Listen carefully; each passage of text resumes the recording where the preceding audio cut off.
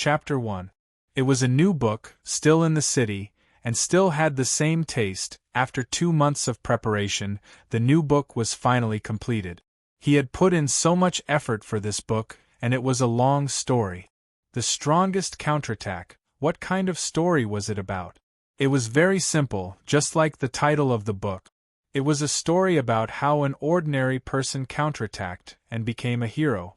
It was a story about how a man established himself in this impetuous society. It was a story about a man's responsibility, bearing, shrewdness, and so on. Before Ruo Min finished writing, the story had already taken shape in his heart. For this, he had collected a lot of material. I will do my best to write this book well, and I hope it will not disappoint you. I have been writing for a few years, and I have written 2 books, but every time I start a new book, I will feel uneasy. I don't know how the book will turn out, and I will always worry about gains and losses. So, I hope that everyone will support this new book. All I can do is write this book well, and let more people like it. I know that because I was sloppy and did whatever I wanted in the past, I have disappointed many people, and I have also hurt your hearts. Here, I apologize to all of you. I am no longer a greenhorn. I know how to walk my own path, and I know how to do my own things.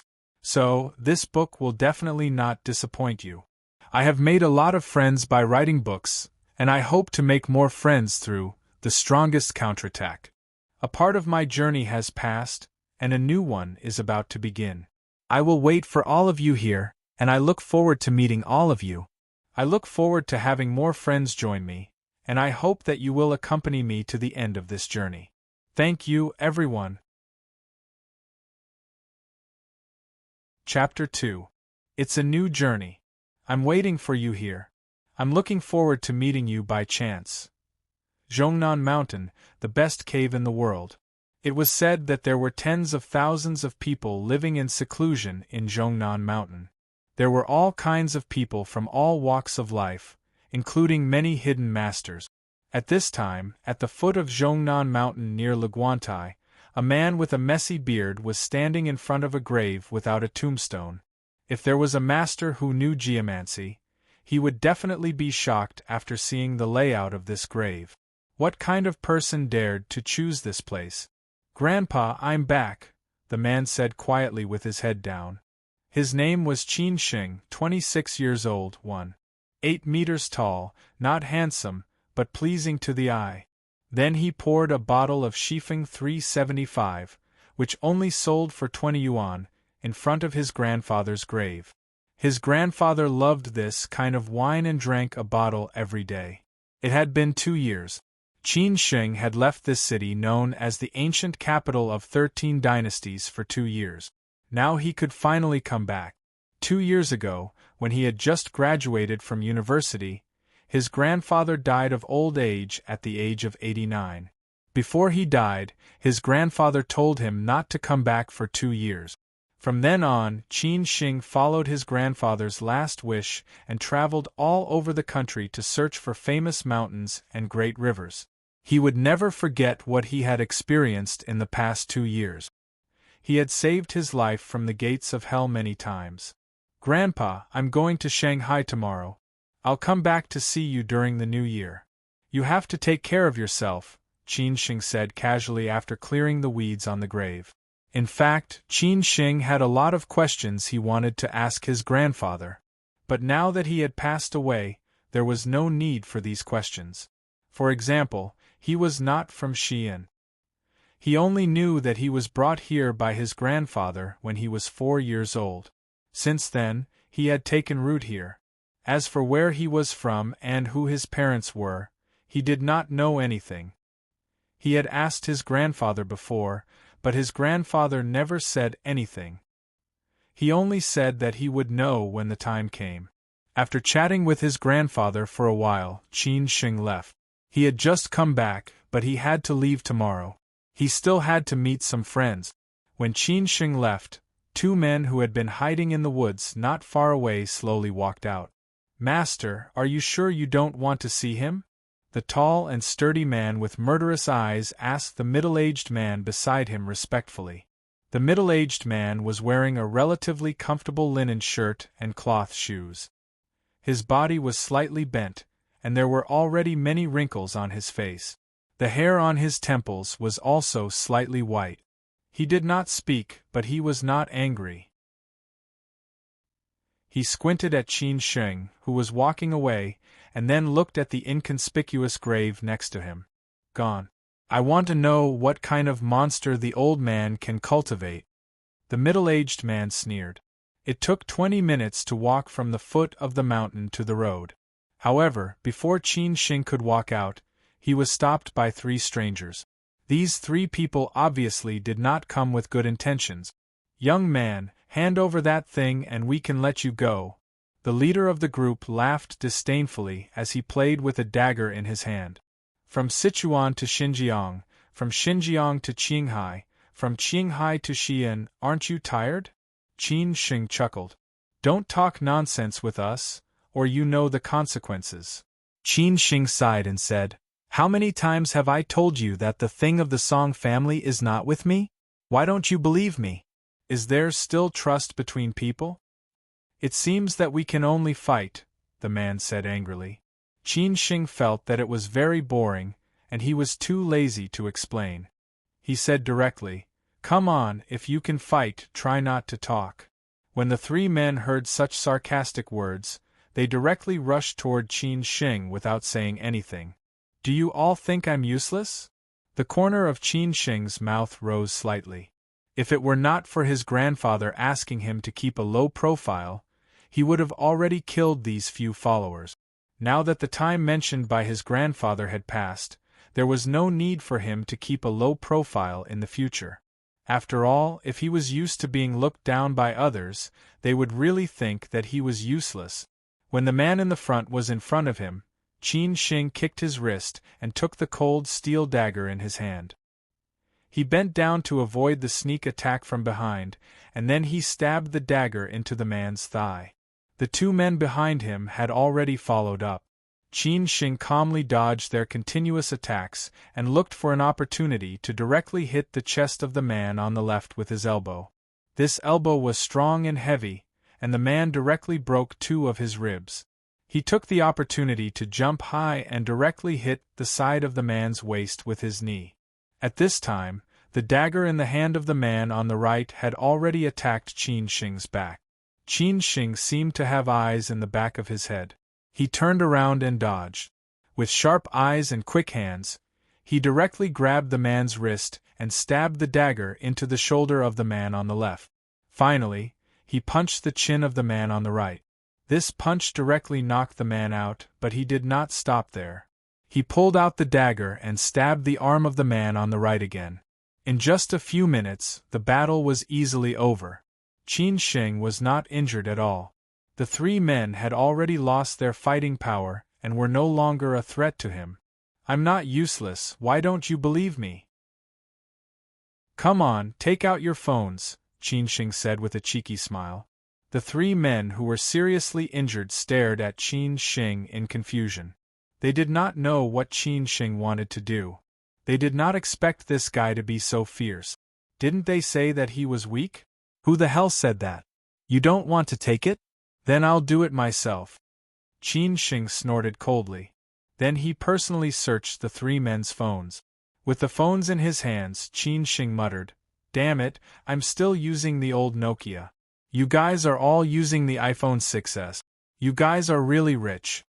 After saying this, Qin Sheng threw the phones on the ground in the surprised eyes of the 3 men. Then he gathered his strength and stepped on the phones with all his strength. As he stepped, he scolded, Who asked you to chase me? Who asked you to chase me? Soon, the 3 phones were completely destroyed by Qin Sheng. The 3 men wanted to cry but had no tears. They even had the heart to die.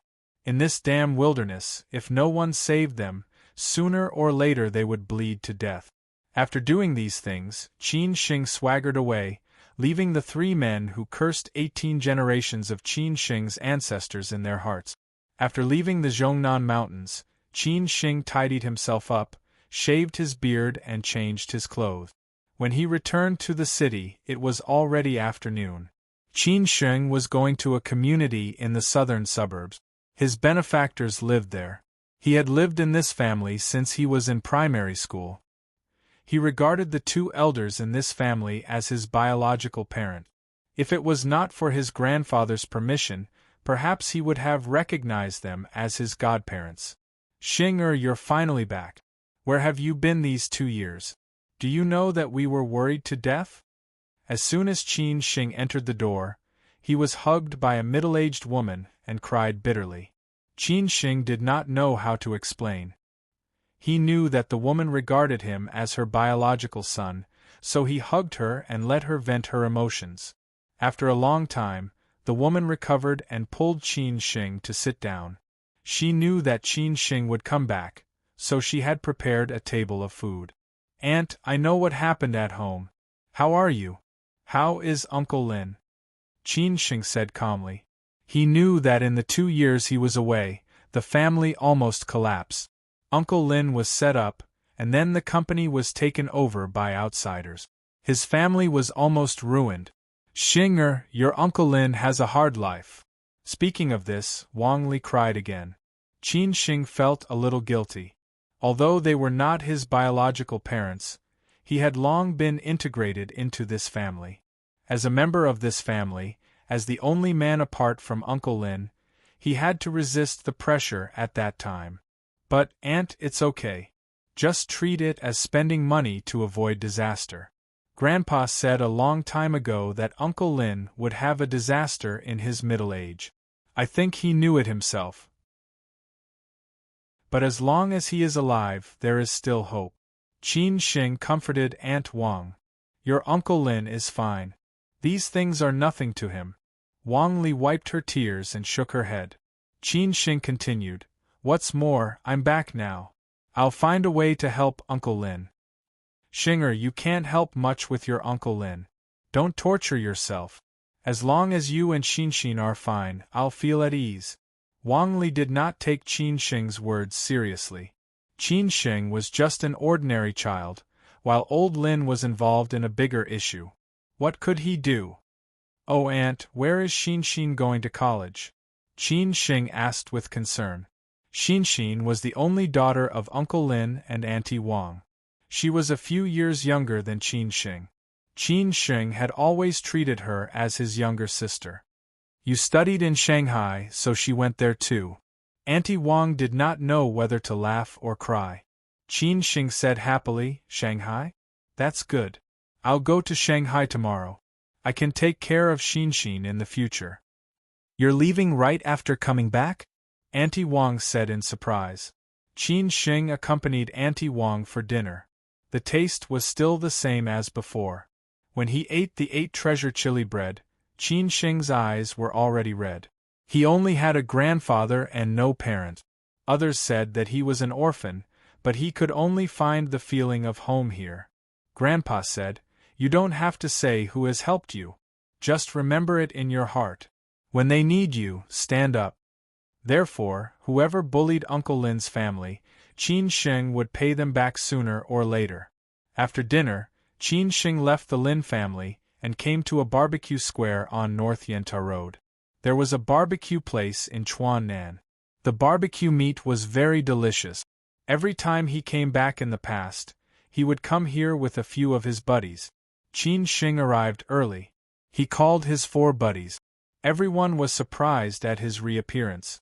But only 2 of them could come. Qin Sheng had nothing to say about it. He knew that life was always getting further and further away. Many things would never return to the past. "Old Qin, damn it, we all thought you went missing. Where have you been for the past 2 years? His 2 buddies arrived at the same time. The one who spoke was Mengzhi. He was very handsome. They used to call him a gigolo. "Damn it. When you called me, I thought it was a liar. I didn't expect it to be you." How Lei cursed. He used to be a soldier and was demobilized some time ago. He was tall and a little thin. "Sit down. Some things are hard to explain." Qin Sheng hugged his 2 buddies and said with a smile. After the 3 of them sat down, Hao Lei directly shouted, "Waiter, 3 boxes of 9 degrees, 20 yuan of meat, 20 yuan of tendon, 20 yuan of kidney, 3 deep-fried pancakes, a grilled eggplant, and a vegetarian dish. Let's get drunk tonight, Mengzhi said happily. People needed to drink in life. But only when they drank with the right people could they enjoy themselves and be happy. If they drank with boring people, it would just be drinking, which was not interesting at all. So Qin Shing said happily, "Damn it. I'm not afraid of you. Let's get drunk." The three of them clinked their glasses 3 times and began to chat. "How have you been in the past 2 years?" Qin Shing asked. "I just got demobilized and haven't found a job yet. Lao Meng is engaged and will probably get married next year." "Don't disappear then," Hao Lei said with a smile. "How about them?" Qin Shing continued to ask. Lao Meng sighed and said, "Lao Su and Wu Yong are not the same as us now. You probably called them.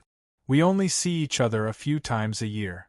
"You know what I want to say," Qin Shing said with some emotion, "then let's not talk about it. Let's drink." "Come on, let's drink." It was just October, so the weather was still a little hot. The barbecue square was very lively. Everyone was eating meat and drinking wine. They laughed and cursed at life. It was a familiar place and a familiar feeling. Qin Shing felt that everything was really good. "Lao Qin, what happened to you in the past 2 years? Tell me. Let's talk about it later. Anyway, everything is fine." "Boy, what's your plan in the future?" "The train is at 1 o'clock. After drinking with you, I will go to Shanghai. I will develop in Shanghai in the future," Qin Shing explained. He had nothing to hide from his best friends. "Shanghai? It seems that Su Qin is also staying in Shanghai." "Lao Meng, shut up." Hearing this, Hao Lei quickly stopped him. Mengzhi also realized that he had said something wrong. Qin Shing shook his head and said, "Nothing. Just say what you want to say. It's all in the past. Let's drink. Don't talk nonsense." Before finishing the 3 boxes of wine, the 3 of them left. After all, Qin Shing had to take the train later and the others had something to do tomorrow.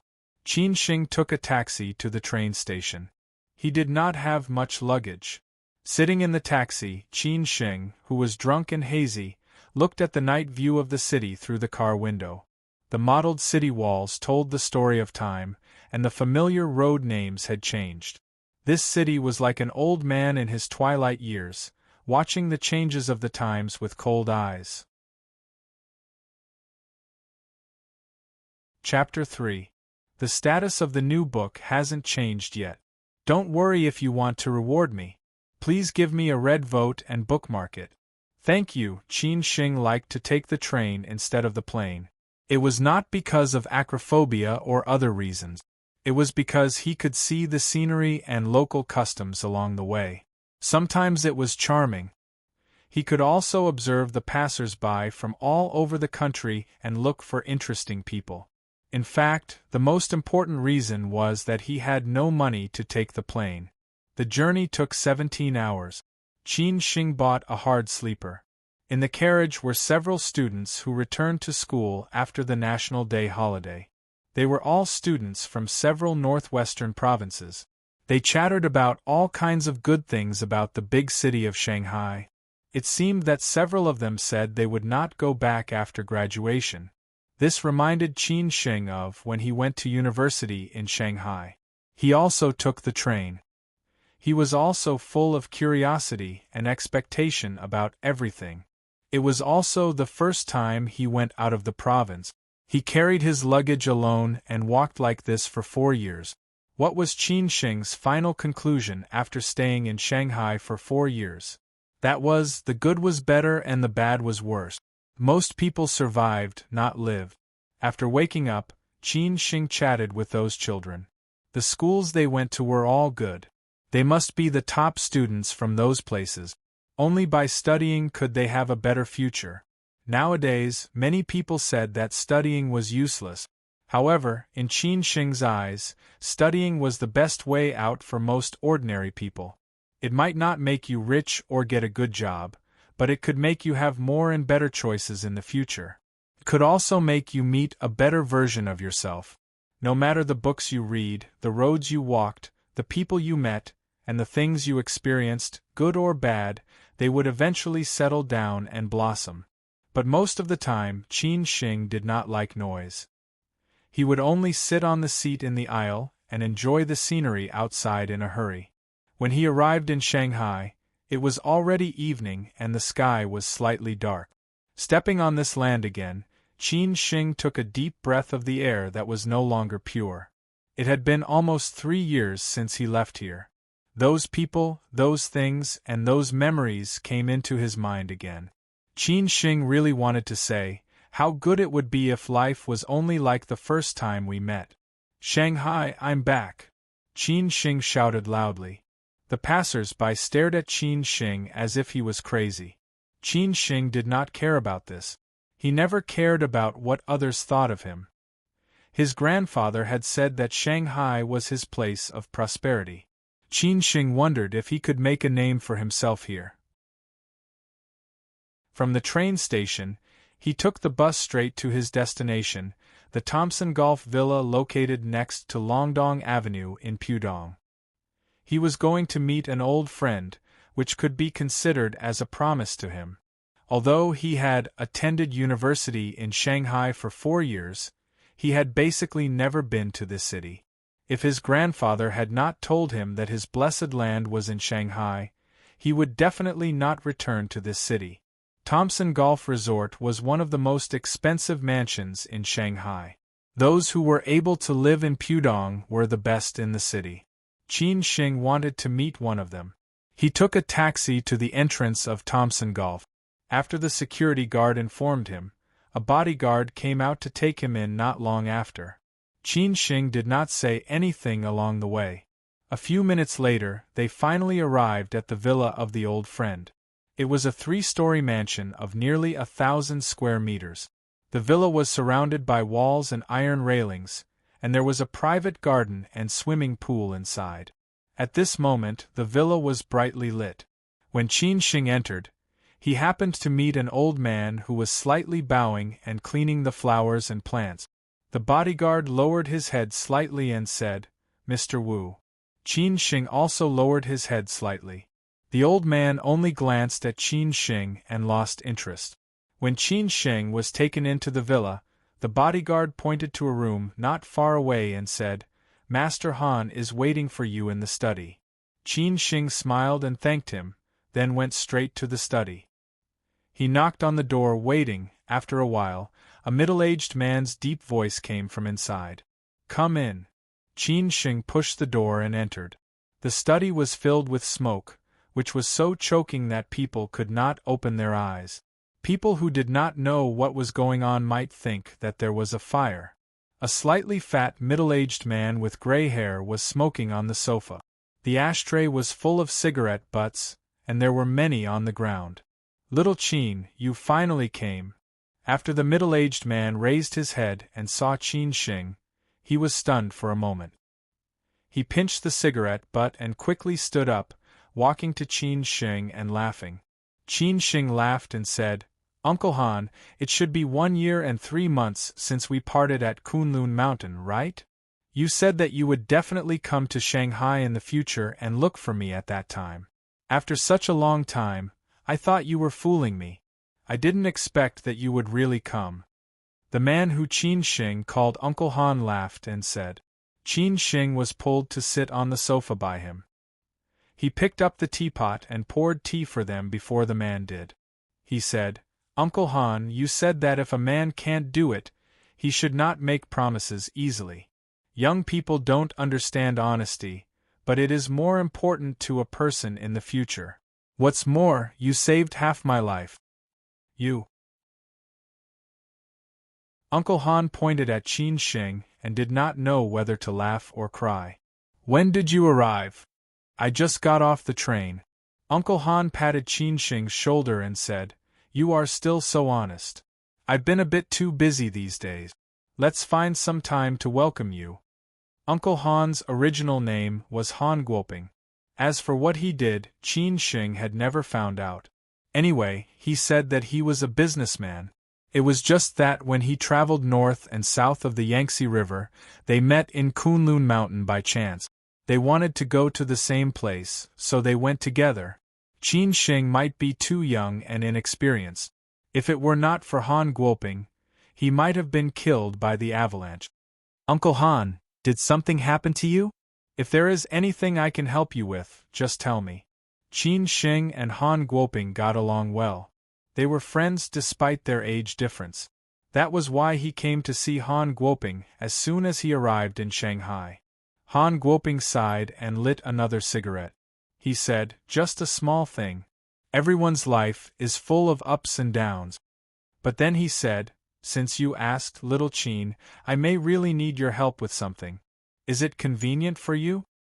Uncle Han, please say it, Qin Shing said seriously. Han Guoping passed a cigarette to Qin Shing and lit it up when Qin Shing refused. He said, I offended an enemy recently. He has been targeting me. I'm afraid that he will take it out on my daughter. So I want you to protect her until the storm is over. Han Guoping seemed to be calm, but Qin Shing could hear the tension behind his words. He said thoughtfully, Uncle Han, do you trust me? And does she agree? In this life, I have misjudged a few people, but I think I will not misjudge you. When the storm is over, you can come to me. As for her, you don't have to worry about her. I will tell her that I found her an assistant. Han Guoping said calmly. He looked very haggard and his eyes were bloodshot. At this time, someone knocked on the door. It was the housekeeper of the villa. He lowered his head and said, Uncle Han, the guest is here. Invite him to the study and ask Han Bing to come over. I have something to tell her, Han Guoping said calmly. After the housekeeper left, he said to Qin Shing, Little Qin, I still have something to do, so I can't accompany you. You just got off the train, so you must not have eaten dinner. There are ready-made things in the kitchen. Or if you want to eat something, ask them to make it for you. I will look for you when my daughter comes. Qin Shing nodded and left with a smile. In the dining room, the nanny made some dishes and a few steamed buns for him. This was exactly what Qin Shing wanted. He liked steamed buns instead of rice. Coincidentally, Han Guoping was also from the northwest, so he also liked to eat steamed buns. Usually, Qin Shing would eat like a whirlwind, but today he ate slowly. At the same time, he looked at everyone in the villa. Whether it was the bodyguards or the nannies, he would not let anyone go. This was a habit that he had developed since he was able to survive. If he was lax towards any stranger, he could become a fatal threat. This meal, Qin Shing ate for half an hour, until a tall and sexy beauty walked into the villa. Only then did he put down his bowl and chopstick. It seemed that this beauty was Uncle Han's daughter, Han Bing. He did not expect her to be such a beautiful woman. It was no wonder that Uncle Han was so worried. Any man in front of her would have their blood boiling, not to mention those outlaws who licked their lives on the edge of a knife. It's so late, why is the old man looking for me? It's so annoying, Han Bing mumbled unhappily after she walked into the villa. She had shoulder-length short hair, a gray tight t-shirt with black shorts, and a pair of cool sandals. She had a Bulgari serpenti pendant necklace around her neck, a limited edition St. Valentin red heart wristwatch with amber and diamonds on her wrist, and a St. Roland bag on her back. A real super rich beauty. Not long after this rich beauty went upstairs, the nanny came down and called out to Qin Shing, Master wants you to go up. When Qin Shing walked into the study, he heard Han Bing shouting, I don't want any bodyguards, you are interfering with my privacy. Don't talk so much nonsense with me, I'm your father, if you don't want an assistant, fine. I will immediately withdraw my investment from your company, freeze all your credit cards, take back your car and house, from now on you will obediently stay at home, Han Guoping said angrily. Qin Shing came in at this time. Han Guoping immediately smiled and said, Come, Qin Shing, this is my daughter, Han Bing, you two get to know each other.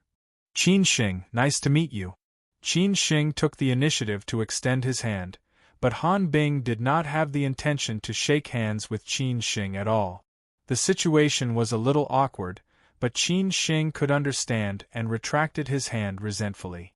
Han Bing lives in Huarun 9 Mile Bund. I have a house in the Shermao Riviera garden opposite. I'll ask the butler to give you the keys later. There's nothing lacking in the house. This way, it'll be convenient for you to pick her up. Go look for the butler, I'll have a few more words with her. Han Bing was a little embarrassed. She has a bad temper. I've spoiled her since she was young.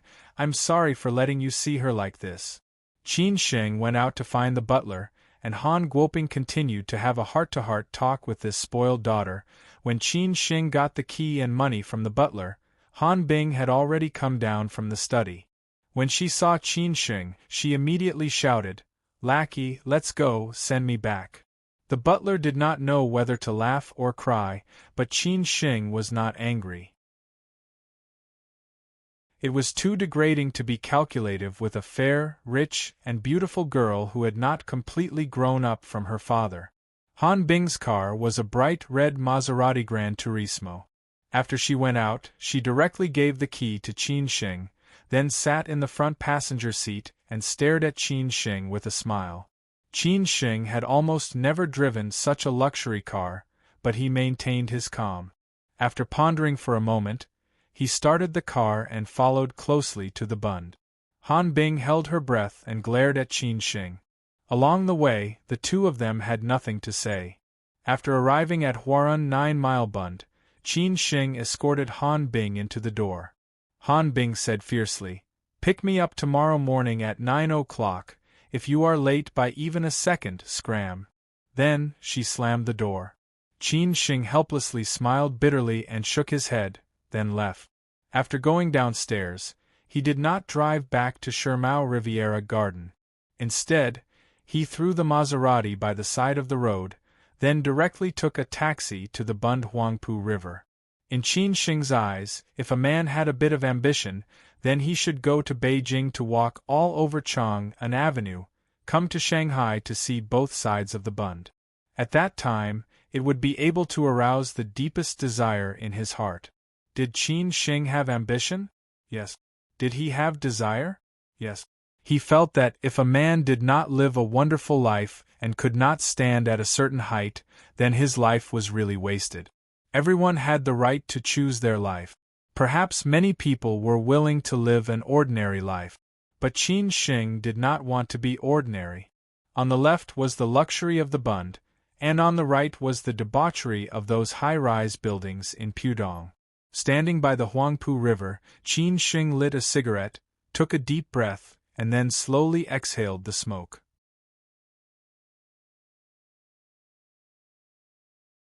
Chapter 4. New books need collections and read votes the most. Also, if anyone has any comments, please leave them in the book review section and circle. Thank you. If someone happened to hear this, they would either think that he was crazy or despise him in their hearts. Most of the powerful big shots did not think that they would be able to achieve meteoric success before they stood out. Only when they really stood at the top of the mountain would they acknowledge them. Time would give the final answer to many things. Maybe 10 years, maybe 20 years. Therefore, Qin Shing did not care what others said or thought. This road was full of thorns and dangers, but Qin Shing had already made up his mind. Even if his body was crushed, he would still go forward. After smoking this cigarette, Qin Shing left the Bund. One day there would be a place for him here. At that time, he would not be standing here and looking up, but standing on the top of the Shanghai Center building and looking down. Returning to Huarun 9 Mile Bund, Qin Shing drove the bright red Maserati back to Shermao Riviera Garden. After a few searches, he finally found the building he was in. When he entered the door and turned on the lights, Qin Shing felt that it was good to be rich. When he was rich, he would also buy such a luxurious house. When he stood on the balcony and saw the scenery of the Bund, Qin Shing was even more determined. On this trip to Shanghai, Qin Shing really did not bring anything. Everything had to be bought tomorrow. Fortunately, there were daily necessities here, so he did not have to worry about it. Lying on the long and soft bed, Qin Sheng slept a little uncomfortably. He began to think about his current situation. Han Guoping should be a big shot. Otherwise, he wouldn't be living in that rich and expensive Thompson Golf Resort. However, Han Guoping should be in big trouble. Otherwise, he wouldn't be in such a bad shape. He wasn't as calm as he was when they first met. What kind of person could make Han Guoping so difficult? What kind of trouble did Han Guoping encounter? Could he get through it? These were all things Qin Sheng needed to know, because it was related to his first step in Shanghai. If Han Guoping was willing to train him, then his first step would be easier, and he would have a higher starting point than others. If he could not get through it, then he could only find another way out. But right now, the most important thing for him was to protect Han Bing. "Damn it, it's really a headache," Qin Sheng said helplessly. However, he could only comfort himself with the thought that he could get along with beautiful women day and night. Early in the morning, Qin Sheng got up early and ran 2 laps around the neighborhood. After finishing his breakfast, he bought some snacks for the little devil. It was only 8 o'clock when he drove the car downstairs. Before 8:30, Han Bing really went downstairs. Today, she was not as sexy as last night. Instead, she walked the style of an office lady. She wore a gray and white Dolce & Gabbana suit, and her bag was changed to a Hermes one. Although it wasn't sexy, it was elegant. "You lackey, you're really punctual." Han Bing did not have a good impression of Qin Sheng at all. Anyway, she was against everything that her father arranged. She felt that Qin Sheng was sent by her father to monitor her. He was 1.7 meters tall and was wearing high heels. Han Bing stood beside Qin Sheng. The two of them were quite compatible, but Qin Sheng's clothes were a little shabby. "You definitely haven't eaten. This is the breakfast I bought for you." Qin Sheng handed the food to her and said in a low voice. Han Bing did not refuse. She took the food, but she only looked at it twice. She directly turned around and threw it into the trash can next to her. She snorted and said, "I don't eat the junk food on the street. When we get to the company, there's a coffee shop there. Buy me a mocha." Wasting food was the most shameful behavior. Qin Sheng knew what it was like to be hungry and dare to eat anything. He suppressed his anger and said with a smile, "As long as you're happy." Han Bing's company was located in a building next to Fuxing Park, next to Sinan Mansion. This was her own advertising design company, not her father's business. Han Bing did not want to take over the rich second generation. She wanted to do something she liked. As for who her father's huge business would be handed over to, that was his problem. A few years ago, her mother died of an illness. That kind and hard-working woman had accompanied her man through most of her life, but she did not enjoy a few days of happiness before she passed away. Therefore, when her father wandered around the outside world and rarely returned home, her mother was seriously ill in bed and did not want others to know about it. In the end, it led to her mother's death. From that day onwards, her relationship with Han Guoping was completely broken and could not be repaired. This was also why Han Bing chose to live alone in Huarun 9-Mile Beach, which was not far from Tangcheng Golf Club. "Lackey, although Han Guoping asked you to protect me, we have to agree on 3 rules. After getting in the car, Han Bing finally chose to talk to Qin Sheng. "You say it, I'll listen and then choose." Qin Sheng replied simply. Han Bing curled her lips and said, "First, pick me up on time and be on call. Anyway, it's free labor, it's not good not to use it." "No problem.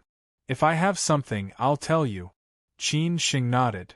"Second, you can't interfere with my privacy, and you can't tell Han Guoping, including where I went, who I met, and what I played with." "No problem. Uncle Han asked me to protect you. As long as nothing happens to you, anything is fine. Third, do what I ask you to do. Most of the time, you have to listen to me. I reserve my opinion on this. As long as it's not too out of line, I agree. But if you force me to do something, I won't do it. Qin Shing squinted his eyes and said, Don't worry, I'm not interested in you. Han Bing said disdainfully, What's your phone number and WeChat? If there's anything, I'll inform you. Qin Shing took out his precious Nokia and said, I'll call you with my phone number. I don't have WeChat. I can't use this phone. When she saw this antique Nokia phone, Han Bing finally couldn't help but laugh out loud. She pointed at Qin Shing and laughed until her stomach hurt. Did you come from the deep mountains? What era is it now? You're still using Nokia. Ha ha ha ha, I'm dying of laughter. I can't take it anymore. Qin Shing's phone was also a smartphone in the past. It was just that when he was traveling, he sold his phone for money and got the cheapest old Nokia phone. Didn't Han Guoping give you money? After you send me to the company, go change to a better phone. At least you can use WeChat. Han Bing still couldn't help but laugh. She then looked at Qin Shing and said, Then buy a few clothes that are of a higher class. Don't go out and embarrass me. Qin Shing was too lazy to care about Han Bing, who was laughing at him. He knew that most of these rich kids were not bad at heart. It was just that they were spoiled in this kind of living environment. If they could not grow up, there would always be times when they would suffer. If they grew up, they would wake up and know how stupid they were in the past. Therefore, there was no need for him to be angry with Han Bing. When they arrived at Han Bing's company, Han Bing went in first. When she got out of the car, everyone was shocked. It was the first time they saw a man send Han Bing to work. They all thought it was Han Bing's boyfriend. Qin Shing parked the car and went to buy coffee for Han Bing. He also bought a piece of cake. After asking the company's employees, Qin Shing went straight to Han Bing's office. Everyone was stunned.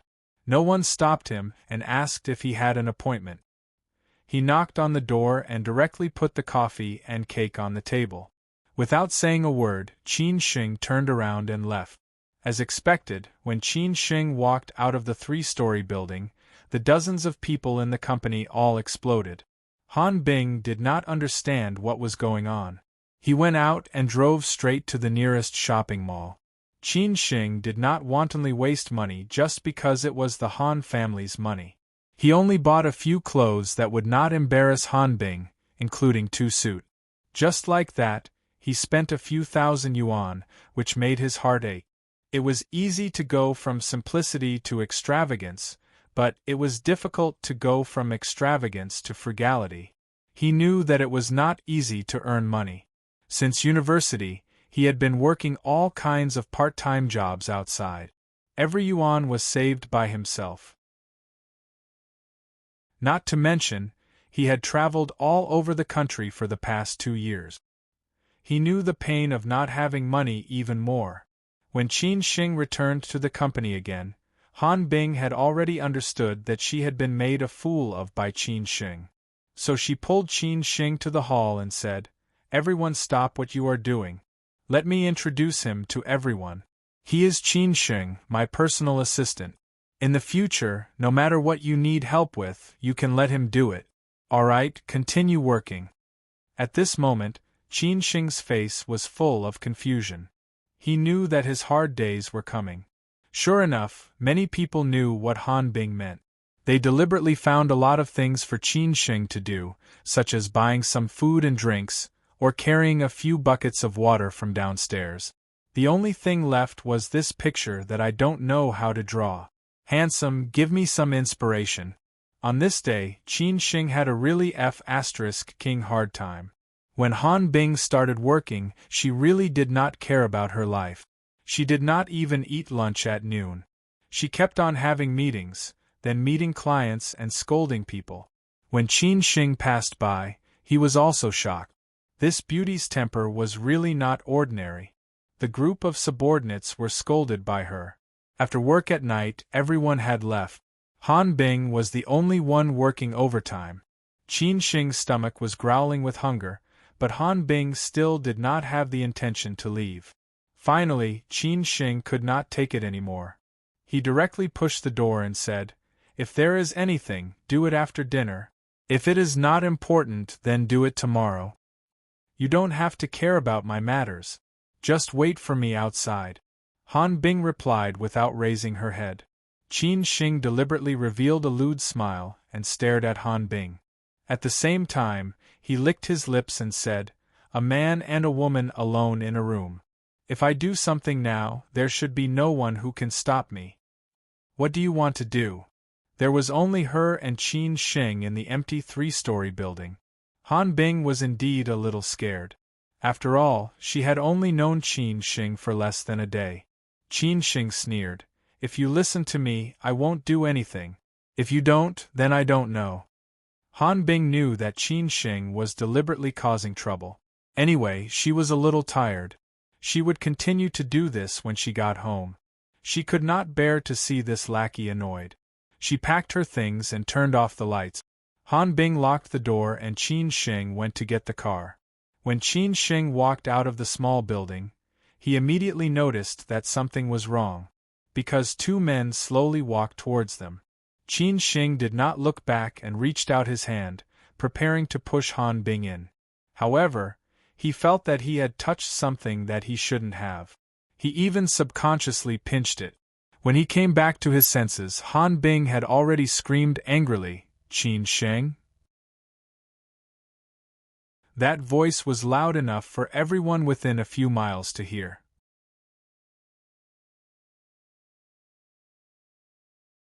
Chapter 5. Who Did I Offend? Thank you for your tips. I will work hard to write this book well. Qin Shing did not do it on purpose, but Han Bing did not think so. However, Qin Shing did not have the time to talk nonsense with Han Bing. Once the crisis was solved, Han Bing could do whatever she wanted. "You go in first," Qin Shing said solemnly. After Han Bing screamed, she was ready to fight with Qin Shing, only to find two strange men at the door. These two men were burly, wearing black short-sleeved shirts, and only a pair of sunglasses, announcing to the world that they were bad people. They came with bad intentions. No matter how willful Han Bing was, she knew that the situation was not good. She quickly listened to Qin Shing and retreated into the door. "Two friends, what can I do for you?" Qin Shing said with a smile. They were all guests, he did not want to hurt their friendship. What if he scared the cats and dogs on the roadside? "It has nothing to do with you. If you don't want to die, let us take her away," the bald strong man who walked in front said fiercely. Qin Shing laughed and said, "Damn, you two have good eyesight. Don't you think that this beauty is very beautiful? I think so too, so I have already taken her for myself. You guys are a step too late, next time do it earlier." "Playing with us?" the man sneered. When Han Bing heard Qin Shing's words, she had already cursed 18 generations of his ancestors, but now she could only pin her hopes on Qin Shing. "Damn, you guys like to be played." No, I don't have this hobby, hee. Qin Shing quickly shook his head and said. The other man said angrily, "Brother, why are we talking to him? If he doesn't want to live, let's fulfill his wish and kill him. It's a society ruled by law now. If you kill me, you'll be imprisoned forever." Oh, the people in prison love to pick up soap the most. "This is exactly what you guys like," Qin Shing said. He was stalling for time because he wanted Han Bing to call the police. Although this silly woman was scared, she only stood there and watched the show. She was just short of carrying a stool and a bag of melon seeds. "You're asking for death." The two men were completely enraged. They did not want to talk nonsense with Qin Shing anymore and directly rushed towards him. Qin Shing was not afraid in the face of danger. A real ruthless character was not this kind of rough and uncouth trash. Thinking about it, this was just the appetizer. If they really wanted to use Han Bing to threaten Uncle Han, there would definitely be a main course later. Fortunately, the two men had no weapons in their hand. Otherwise, Qin Shing might be at a disadvantage. Instead of retreating, he advanced and rushed towards them. When the bald man in the front punched him, Qin Shing dodged it with a gorgeous sidestep. Then, his fist hit the man's elbow joint like a dragonfly skimming the surface of the water. When he bent down due to inertia, Qin Shing lifted his knee and hit his chin directly. Finally, he hit his back with a powerful elbow. The elbow and knee were the most powerful parts of the body. In just a short face-to-face encounter, this man had already been defeated by Qin Shing. The man at the side who was about to make a move but didn't have the time to do so was stunned. "Big brother, I was wrong." The man reacted quickly. He nodded and bowed to Qin Shing and then slapped himself. Qin Shing walked forward step by step. He was so scared that he stepped back step by step. He had thought that it would be Mars colliding with Earth, but he did not expect that it would be Vajra fighting against women. "Sing pleasant goat and pretty goat," Qin Shing threatened. Thinking of the movie he watched, he couldn't help but tease this man. "Big brother, I really don't know how to sing." "Sing or not?" Qin Shing raised his fist. "Sing, I'll sing. Pleasant goat, pretty goat, lazy goat." The man sang awkwardly. Qin Shing deliberately turned around to look at Han Bing. Han Bing was already laughing. The man saw that Qin Shing relaxed and took out a dagger from his pocket, preparing to sneak attack Qin Shing from behind. Qin Shing was already prepared. He had seen too many people like this. Even if he didn't sneak attack, Qin Shing would still leave him a move. As soon as the man took a step forward, Qin Shing turned around and kicked the man's head in an extremely beautiful and handsome roundhouse kick. The man's facial muscles and organs trembled at the same time. Then, he passed out directly and fell heavily on the ground. Qin Shing's eyes lit up. "Your singing is so King terrible." In just a few minutes, Qin Shing had solved these two dangers. Han Bing, who was not far away, had her eyes wide open. She didn't expect this man who looked a little thin to be so powerful. Now she finally understood why her father asked him to protect her. "You can come out now." Qin Shing waved to Han Bing, who was inside the door. Han Bing stared at Qin Shing as if she was looking at a monster and said, "You've practiced martial arts before?" "I live in Zhongnan Mountains.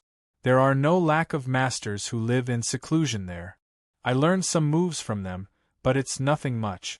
Qin Shing explained casually, but it was also the truth. When they were young, they lived near Luguantai at the foot of Zhongnan Mountains. Luguantai was the place where Laozi preached. He realized the Tao Te Ching there, but it was not a famous Taoist place like Wudong Mountain or Longhu Mountain. In addition, Taoism was declining, and there were too many ruins and scenic spots in Xi'an, so not many people knew about it. However, the headmaster of Luguantai was the president of the China Taoist Association for 10 years, until last year he retired. When his grandfather was free, he often went to chat with those old Taoists to kill time, talking about feng shui, zhou-yi 8 trigrams and so on. Anyway, there were many Taoist temples in Zhongnan Mountains, plus those hidden masters in the mountains. When Qin Shing was young, his life was very exciting. He accompanied his grandfather to walk around the entire Zhongnan Mountains. His skills were mainly taught by his grandfather, but more of them were learned from the few masters in Zhongnan Mountains. He could be considered as half their disciple. "Zhongnan Mountains, I think I've heard of it," Han Bing said thoughtfully. "Let's go, get in the car, I'll send you home." Qin Shing shook his head. People like Han Bing would definitely not understand that kind of place. Han Bing stared at Qin Shing with her hands on her hips and said, "Dog, now let's settle the score between us. You actually touched my chest. What do you want?"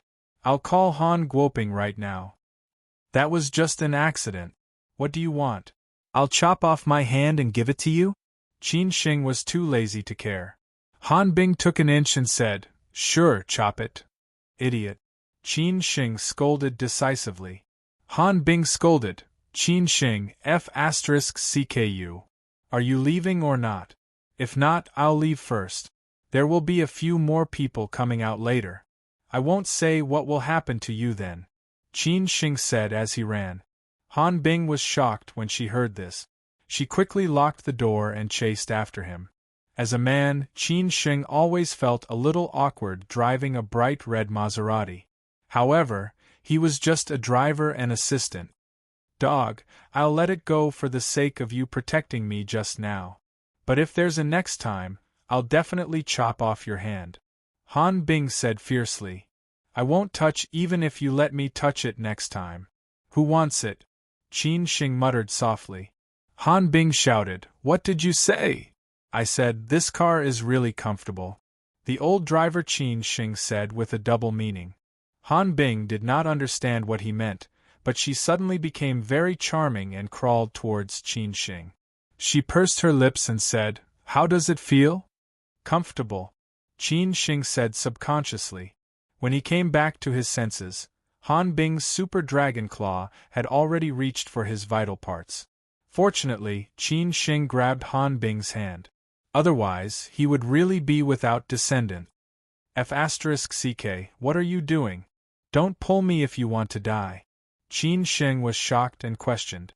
Han Bing gritted her teeth and said, Don't talk nonsense with me. Don't think that I'm grateful to you just because you took care of two useless things just now. Don't forget your identity. Qin Sheng directly went deaf. This Ms. Perfect was really like a chameleon. She changed her face at will. When Qin Sheng sent Han Bing back to Huarun 9 Mile Beach, Han Bing said that he would pick her up at 7 tomorrow morning. Then she went in. Qin Sheng let out a long sigh of relief. The first day was finally over. Only then did he remember that the two of them had not eaten yet. Qin Sheng originally wanted to go out to buy some food and send it over. In the end, he gave up after thinking about it. If he was thrown away by this lady again, wouldn't it be too embarrassing? He went out and found a restaurant on the side of the road.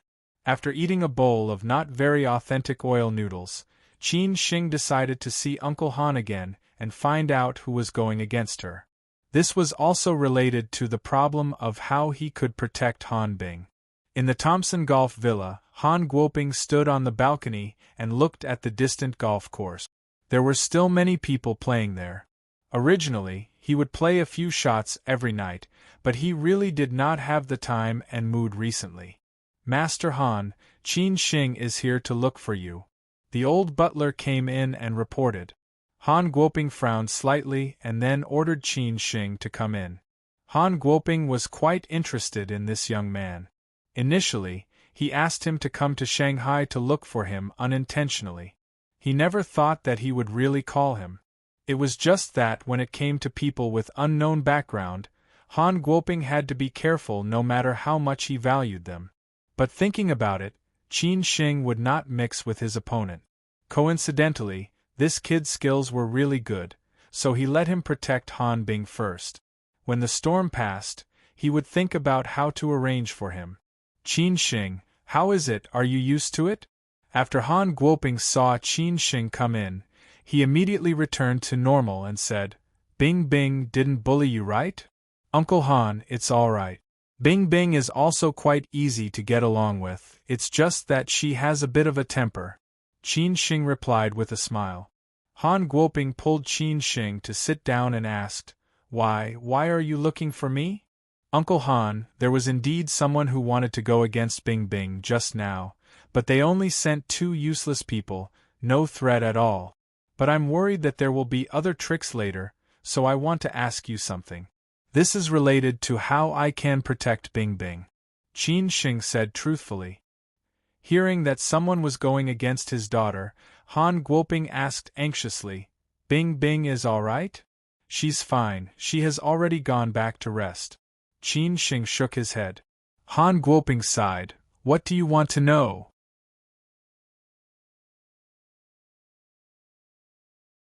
Chapter 6.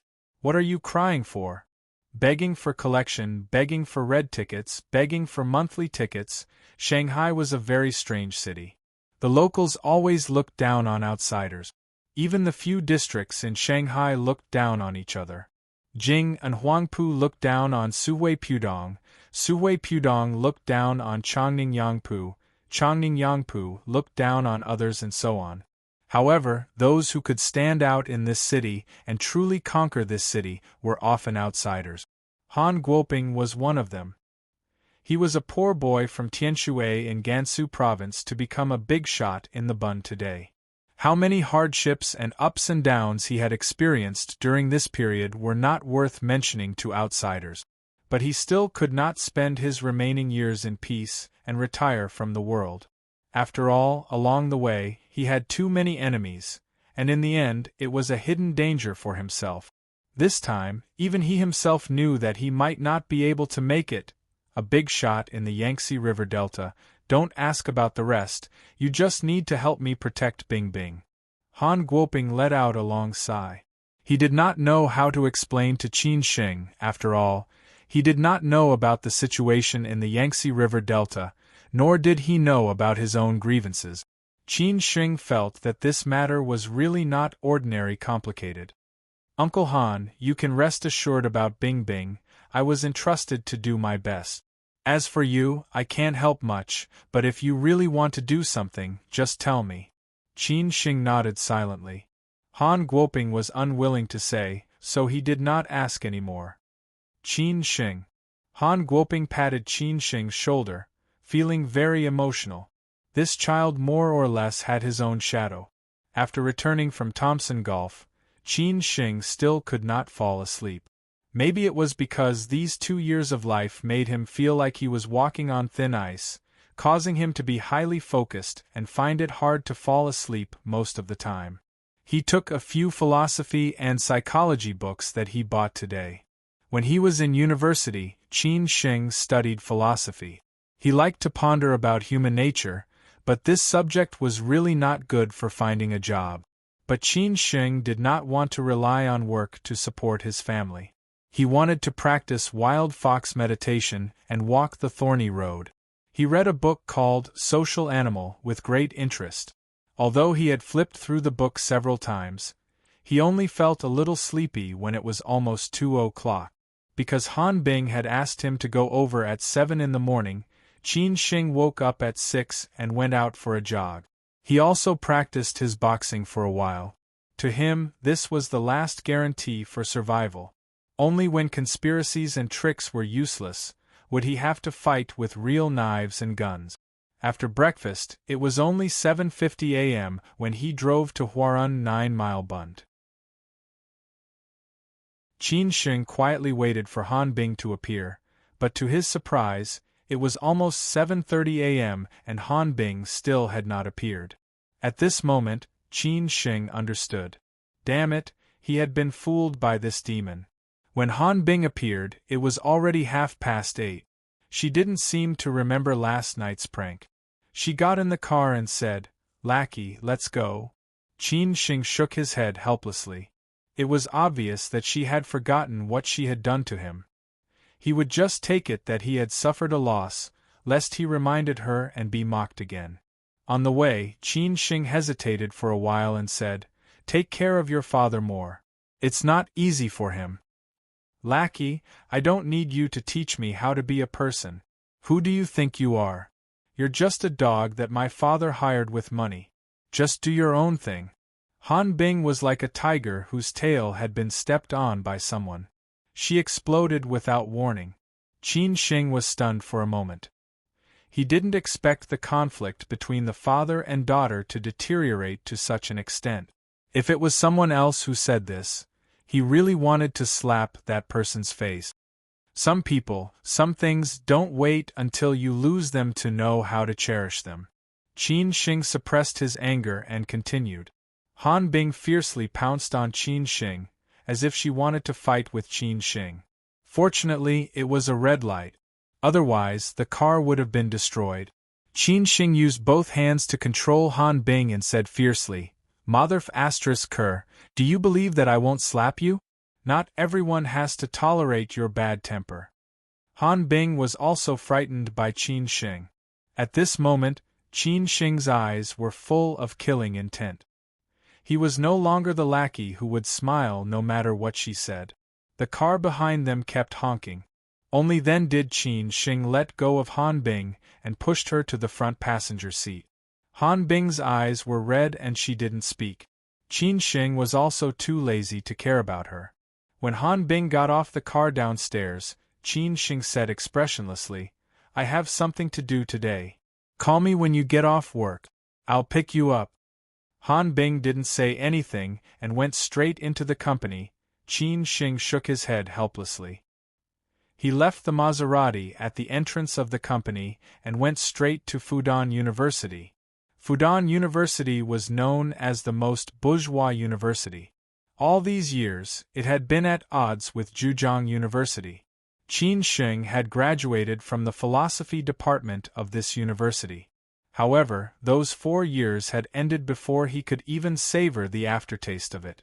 Compared to these 2 years of traveling all over the country, those 4 years of life were relatively simple. He did everything step by step and spent most of his time in the library and doing part-time jobs.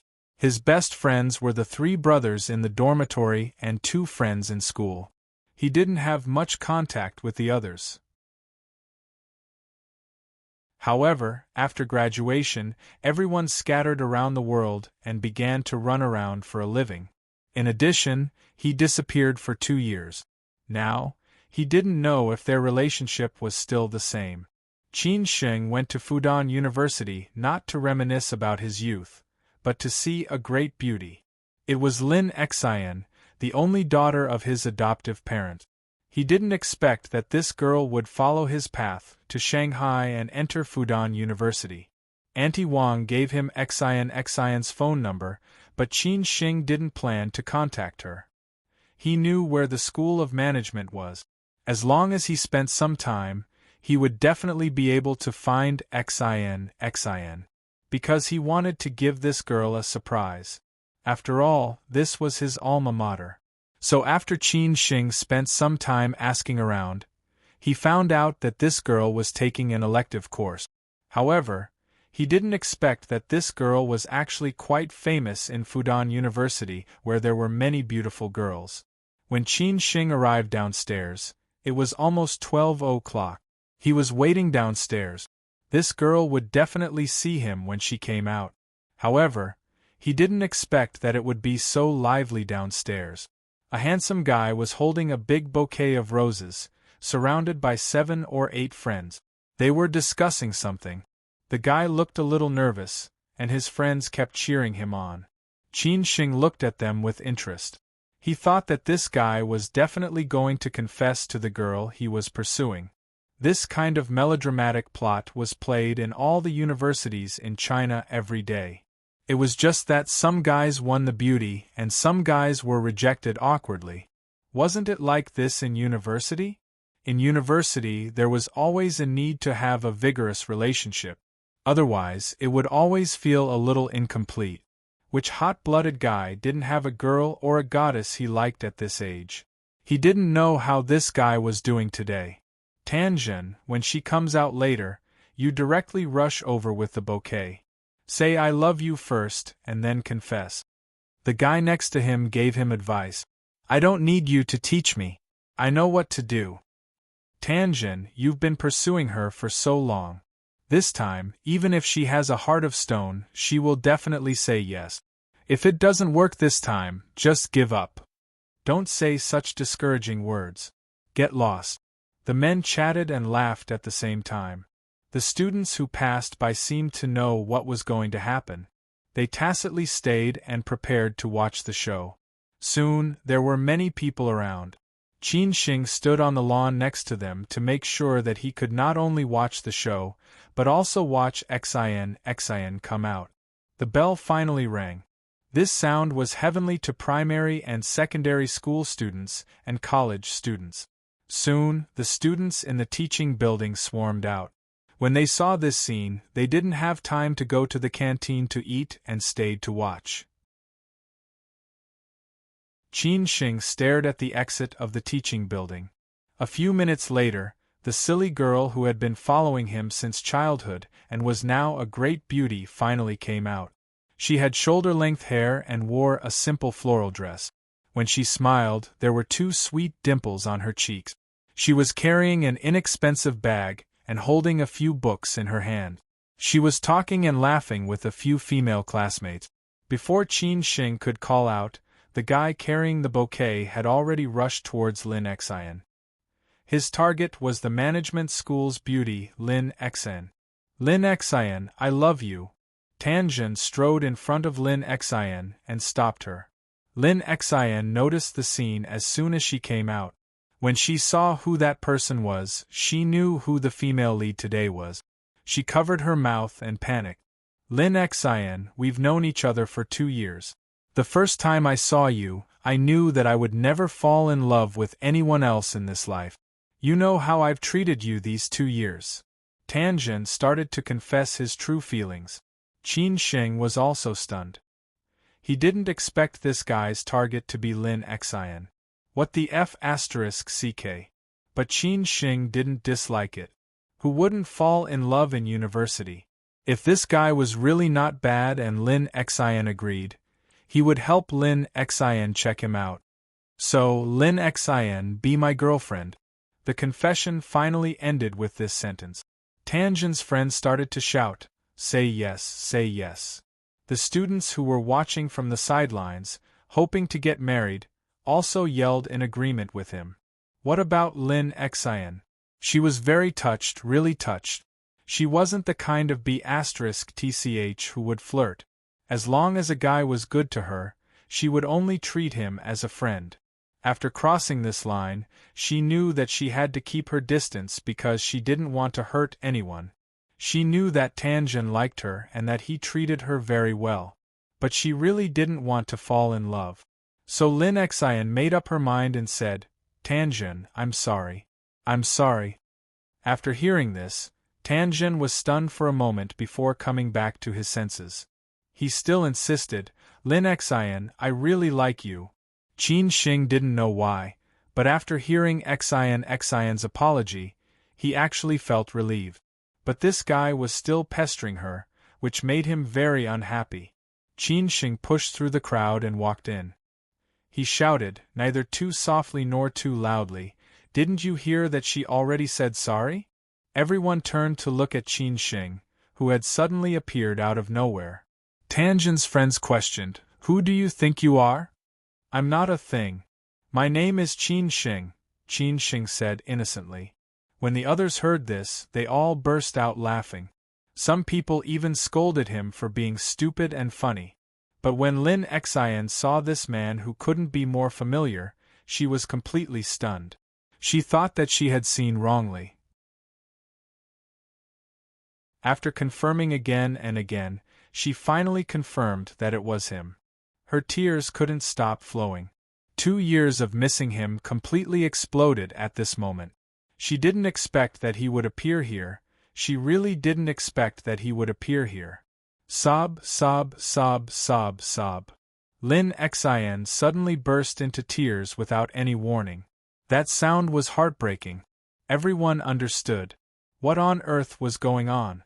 However, Qin Xing didn't care about these worldly gazes. He slowly walked towards Lin Xian and pulled her into his arms. He murmured, silly girl, why are you crying? Aren't I back now?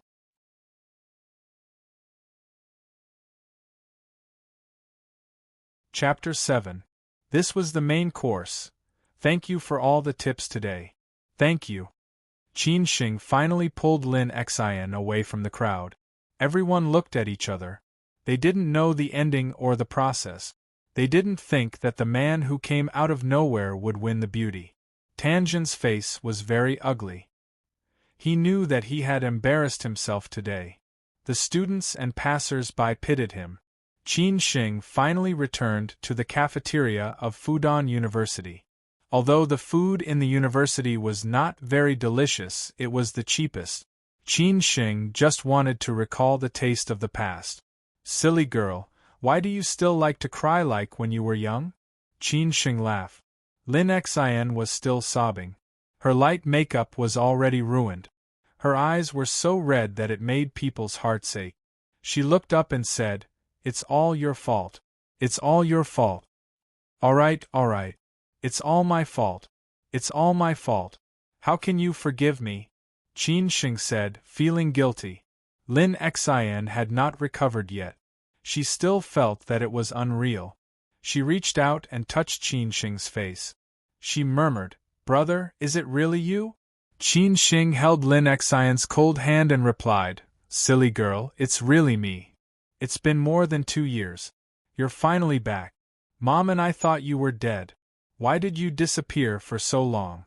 Why did you make us worry? Do you know how much we missed you?" Lin Xian cried again. The students who didn't know what was going on thought that it was a couple showing off their love. Many people knew Lin Xian.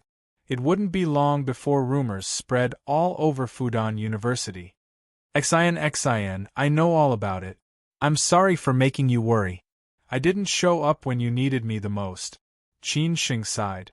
Lin Xian knew what Qin Shing meant. Such a big change had instantly destroyed her family. Her father was sent to jail and her mother had a relapse. The whole family had completely collapsed. She was so helpless at that time. I went back to Xi'an and saw Auntie Wang. I didn't have time to see Uncle Lin. As for what happened at home, I understand. I didn't let Auntie Wang tell you that I'm back.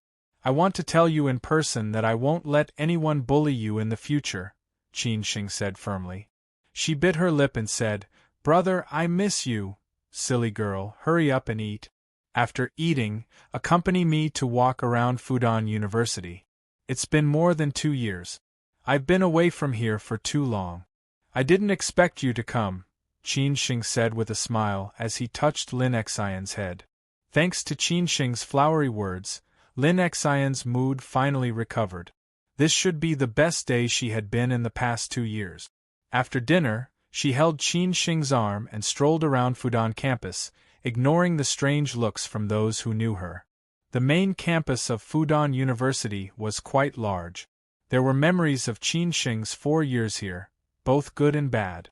"Brother, are you really going to stay in Shanghai?" Lin Xian asked with concern. Although they were not biological siblings, they were closer than biological siblings. She had a natural dependence on Qin Shing. Qin Shing nodded and said, "At least for the next few years. After all, it's a big city, there are more opportunities." "That's great. Then I can always play with you in the future. Hurry up and give me your phone number and WeChat." On the boulevard, Lin Xian, who was walking in front, skipped and laughed. The smile on her face was full of youthful flavor. Qin Shing had already changed to a Huawei phone that day. He had downloaded all the necessary software, so he gave the phone to Lin Xian and let her play with it. "Brother, have you found a job now?" Lin Xian continued to be concerned. Qin Shing nodded and said, "I'm currently helping an uncle. We'll talk about other things later. Actually, I don't really like Shanghai. The pressure of life is too great and the pace of life is too fast. I want to go back to Xi'an after graduation. At that time, I can take care of my mother," Lin Xian said with a sigh. "It's good to go back, as long as you're happy," Qin Shing said while sitting under the pavilion. Lin Xian mumbled after a while, "Brother, Sister Su Qin came to see me a few times. Are you still in contact?" "Su Qin?" Another person mentioned her. To be honest, Qin Shing really did not hate her. Everyone had their own choice. It was just that after not contacting for so many years, everything was like smoke in the past. "Let it go with the wind." Qin Shing shook his head. "I think Sister Su Qin still has you in her heart. Every time she comes, she will ask if there is any news about you." For the whole afternoon, Qin Shing stayed on the campus of Fudan University. He even accompanied Xian to the library for a while. There were a few times when he wanted to leave, but Xian refused to let him go. She almost cried again. Seeing that Han Bing had not called, Qin Shing stayed a little longer. After dinner, he sent Xian back to the dormitory before leaving. When he returned to Han Bing's company in Fuxing Park, everyone in the company had already gotten off work. The Maserati was still there. After all, the car key was with Qin Shing. Qin Shing knew that Han Bing was probably really angry, so he took the initiative to call her. He called her twice, but no one picked up. He sent a few WeChat messages, but still no one replied. Damn it, she has such a bad temper, Qin Xing scolded angrily. After a while, Han Bing replied, I'm drinking with friends, don't worry about me. I don't care about you, I'll go back to sleep. Qin Xing first drove to the nearest bookstore to buy a batch of books. At that time, he majored in philosophy and then taught himself finance and management. If it was not for the lack of energy, this guy wanted to study law. Since elementary school, Qin Xing was a standard top student, but he never showed off. He always maintained an above-average level in every exam. He had a good grasp of the situation. It was not until the college entrance examination that he amazed the world and became the top student in the school. Since young, Qin Xing maintained two best habits. One was to read, to keep reading, to learn as long as he lived. The other was to exercise. He had to exercise every day to keep his body in the best condition. This way, not only would he be healthy but he would also be energetic. After buying the books, he went to the supermarket to buy some vegetables and fruit. When he returned to Shermau Riviera Garden, it was already 9 o'clock in the evening. Qin Xing made a pot of tea and began to read. This time, he was reading Notes of Yuewei Cottage. At 11 o'clock in the evening, Han Bing finally called. She asked Qin Xing to pick her up with a lisp. He guessed that she was drunk. Qin Xing only gave her two simple words, address. After that, he went straight out. In a place like a bar, it would be very easy for anyone to do anything to Han Bing if they really wanted to. He could not help but regret getting angry with Han Bing. If something really happened, how was he going to explain to Uncle Han? Xintiandi G+ was one of the last nightclubs in Shanghai. Han Bing, who was in a bad mood, invited a few of her best friends to get drunk. She was not the kind of nightclub princess who played all day, but she would go there once or twice a week. As the daughter of Han Guoping, Han Bing naturally knew a lot of rich playboys in Shanghai. It was normal to meet acquaintances here. However, this acquaintance was one of her pursuers and someone she especially hated. Han Bing, I've been chasing you for 3 years. Don't be so shameless. Do you really think that you're still the Han Bing that no one dares to touch? If you agree to be my girlfriend, I might consider asking my family to help your father get through this crisis, said a man who was dressed gorgeously and whose hair was combed until it shone. It was unknown how many kilograms of hair gel he had used, but he was very arrogant. Lu Qingfeng, Han Bing is in a bad mood. If you have anything to say it next time, Han Bing's best friend said. It's none of your business. Sit there obediently and don't make me angry. Otherwise, you know the consequences, the man called Lu Qingfeng said fiercely. Do you know what you look like to me now? Han Bing was already half drunk and said with a devilish smile. Everyone did not know what she meant. Han Bing then said, like an idiot, ha ha ha ha. I think you really don't know what kind of situation you're in, Lu Qingfeng said in a strange tone. Fortunately, they were sitting in the corner of the booth. If they were in the most exciting place, probably no one would be able to hear what they said. Damn it, Han Guoping's business is his business. Don't get involved with me and him. If you think you're awesome, I'm sitting here. You can directly kidnap me and rape me. The worst result is going to jail. Your family is rich and has a strong background. It won't take long for you to get out. You don't even dare to rape me. How dare you say you like me? His words were really domineering. The table of men and women was silent. Lu Qingfeng's face was gloomy and he said, Do you think I don't dare to do it now? When your father falls, see how I'll deal with you. Come on, I've been afraid of you before. If you have the ability, do it now. If you don't dare to, then *ck off, Han Bing scolded loudly. Damn it! Lu Qingfeng was humiliated by Han Bing in public. He was also angry. The alcohol went to his head and he was about to slap Han Bing. But he did not manage to slap her. His wrist was tightly held by a man's hand. Destroying a flower is not something a man would do. The man laughed and said with a slightly magnetic voice, "Who the F***ck are you?" Lu Qingfeng scolded. His two friends also scolded. Qin Shing did not waste any more words. With a backhand, he directly gave Lu Qingfeng a chokehold.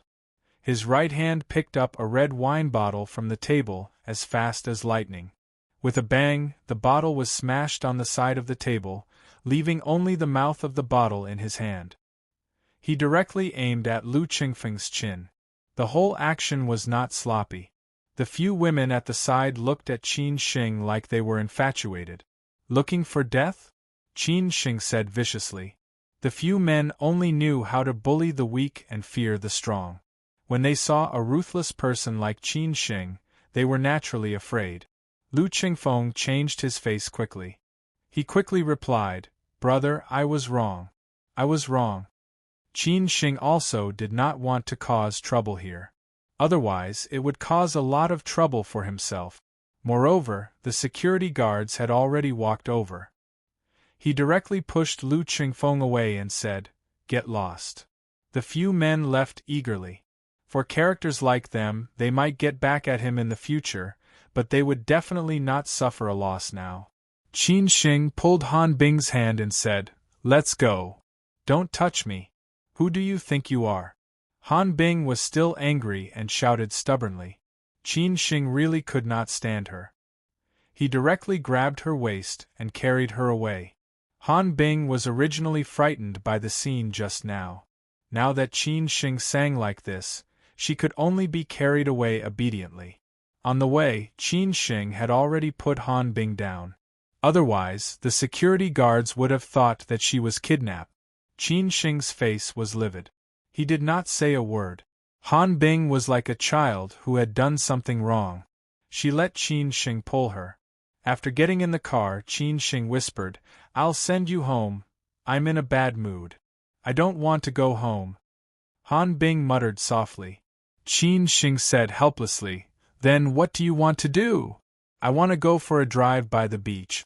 Han Bing raised her head slightly and said pitifully, "Can you do it?" Qin Shing saw that she had drunk a lot. "It's okay. I just need to vomit a few times." Since Han Bing had already said so, Qin Shing did not waste any more time. He directly drove the Maserati straight to the beach. On the way, Han Bing vomited 3 times. Every time she got out of the car and vomited, she would get in the car and continue. Qin Shing said that they should go another day, but Han Bing insisted. It was not until they got out of the city that Qin Shing inadvertently saw a car following them from the rearview mirror. He frowned slightly. He thought that it should not be those few good-for-nothings just now. Even he did not notice such sophisticated driving skills. It should be Han Guoping's enemy. Last night was just an appetizer. Tonight was probably the main course. "Fasten your seatbelt and sit tight," Qin Shing reminded Han Bing, who was beside him.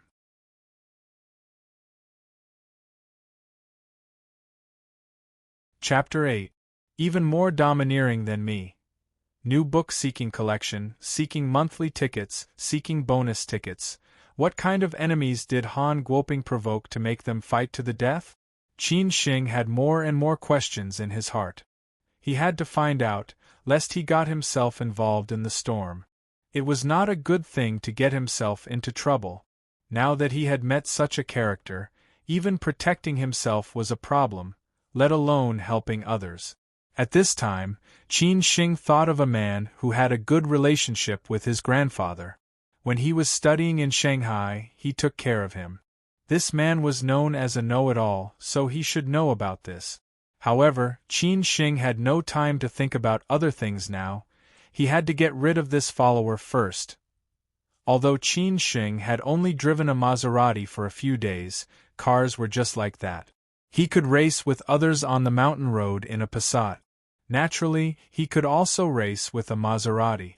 Moreover, in the city, he had a natural advantage if he wanted to get rid of a car. On the highway, Shanghai's highway and flyovers, as long as there was a fork in the road, It would be almost impossible to catch up.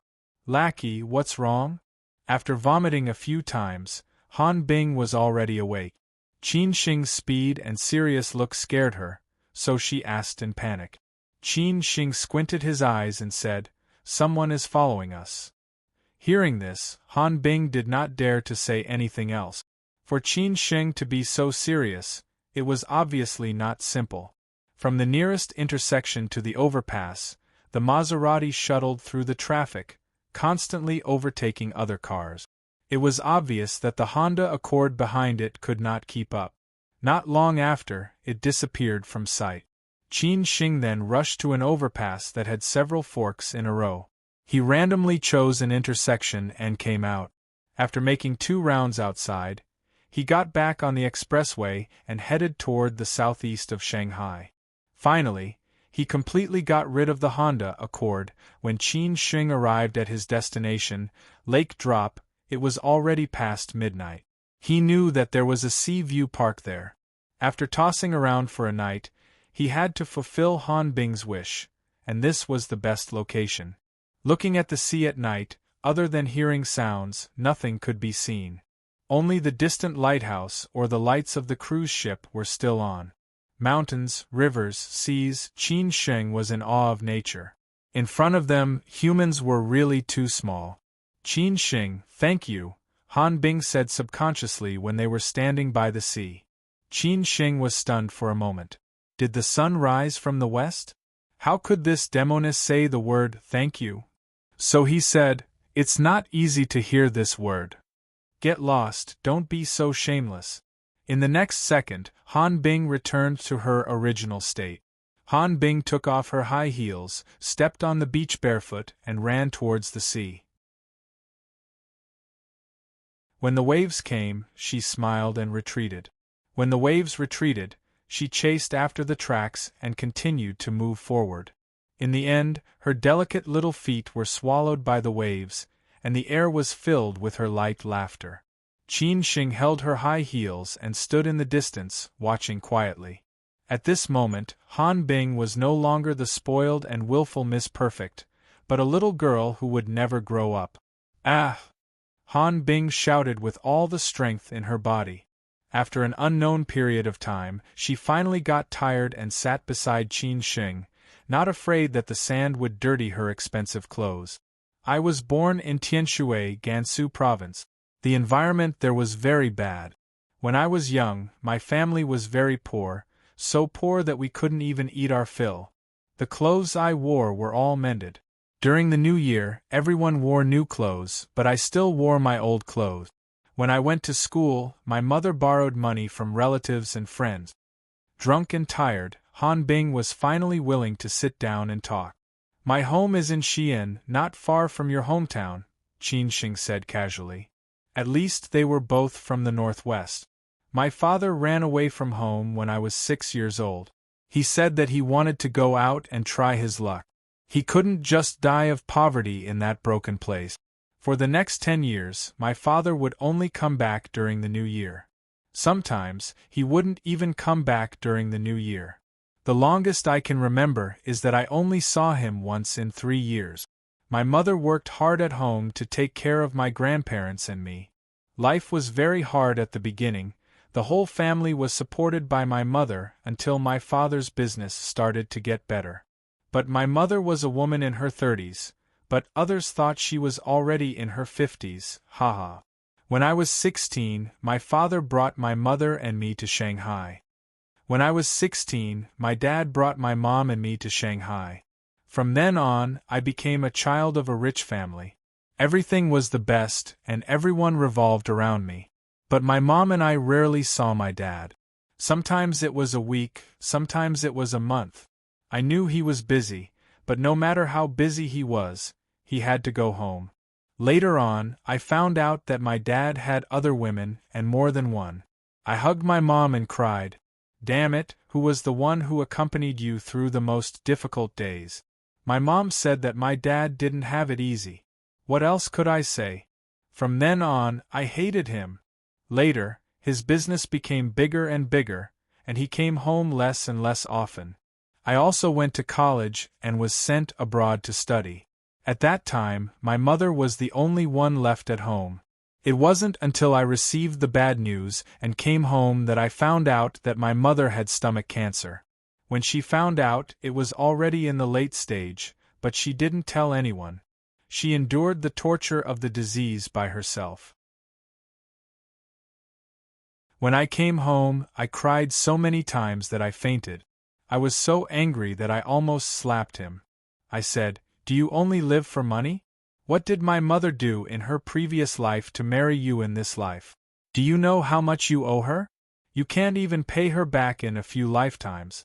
I had a cold war with him for a year. From then on, I didn't go back to that home anymore. After graduation, I opened my own company, but the relationship between us could no longer be reconciled. Later on, he brought a woman home and I didn't care. Later on, the woman died in a car accident. From then on, he changed completely. Han Bing hugged her legs and talked to herself. Qin Xing listened quietly at the side until she said that she was tired. Only then did he know the conflict between the father and daughter. It seemed that this conflict would be difficult to reconcile in this lifetime. People, indeed, should not only live for money. Under the premise of ensuring that the general direction did not change, they should also cherish what they should cherish. Otherwise, when many things are missed, there will only be regrets left. Only when you're old can you truly understand the phrase, regret for the rest of your life. I've said so much, let's talk about you, lackey. Han Bing had already secretly shed tears, and now her eyes were red. I have a name. Qin Xing rolled his eyes at her. Han Bing pursed her lips and smiled. All right, since you accompanied me to indulge today, I won't call you lackey. Qin Xing, what about you? Me, I only have a grandfather, no parent. Qin Xing said casually. Han Bing was surprised. You're an orphan? Sort of. Regarding his own matters, Qin Xing was never willing to mention it to others. No matter how good their relationship was, he would only hide it in his heart. Qin Xing was afraid that Han Bing would continue to ask, so he stretched and said, "It's getting late, let's go back. I want to see the sunrise." Han Bing did not intend to leave. This was the best place to see the sunrise.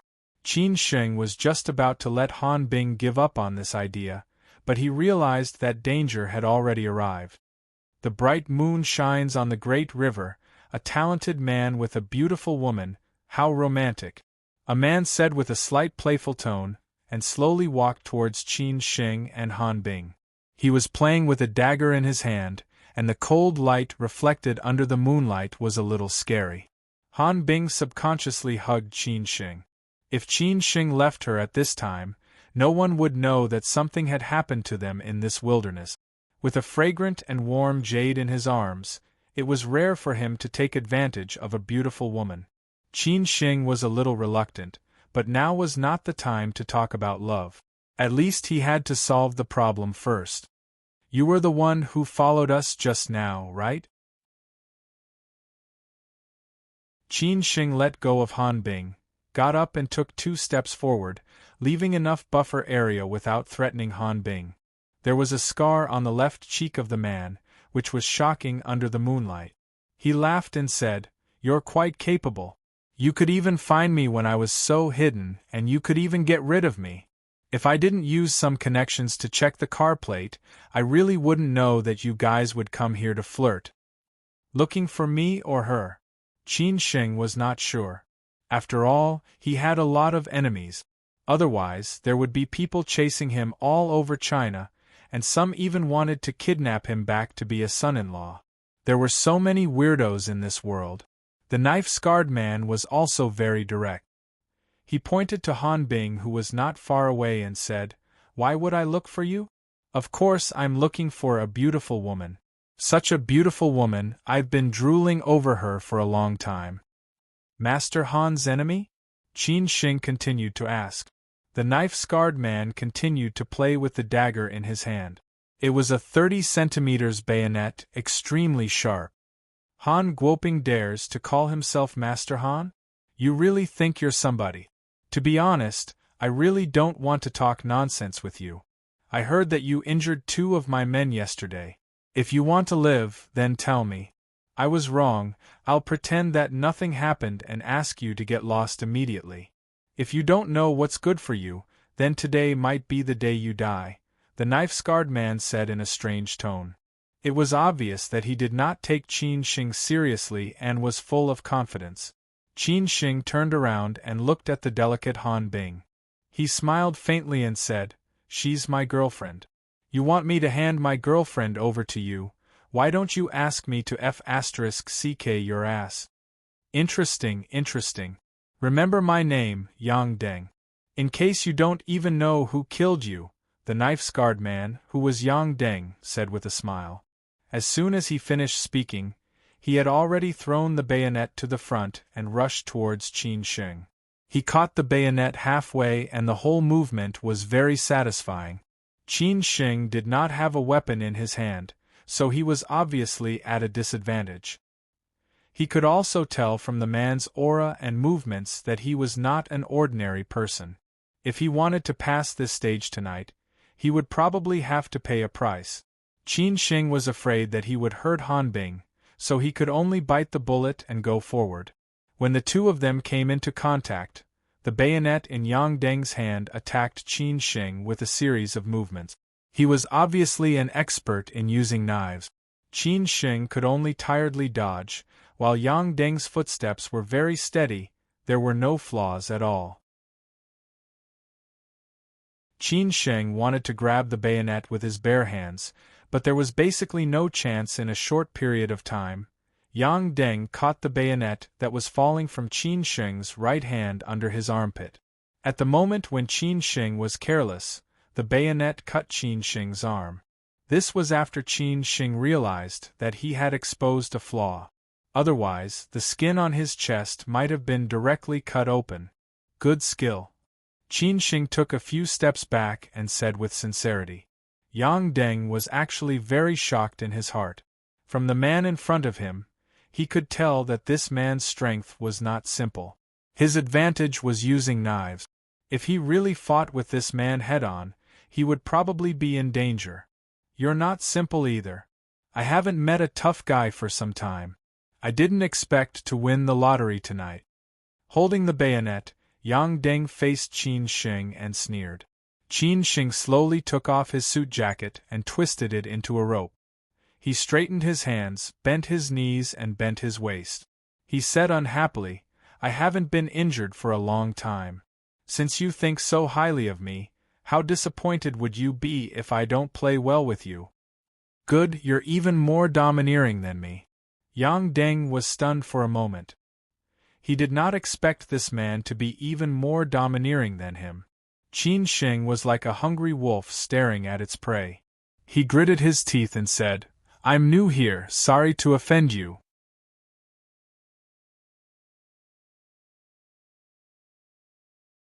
Chapter 9. Don't think too much, begging for collection, begging for a bonus.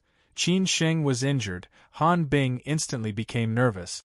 After Qin Shing took off his coat, his left forearm was bleeding a lot. She didn't know why, but whenever this man stood by her side, she always felt a sense of security from the inside out. This was also what she lacked the most since she was young. Even Han Guoping didn't give her this feeling.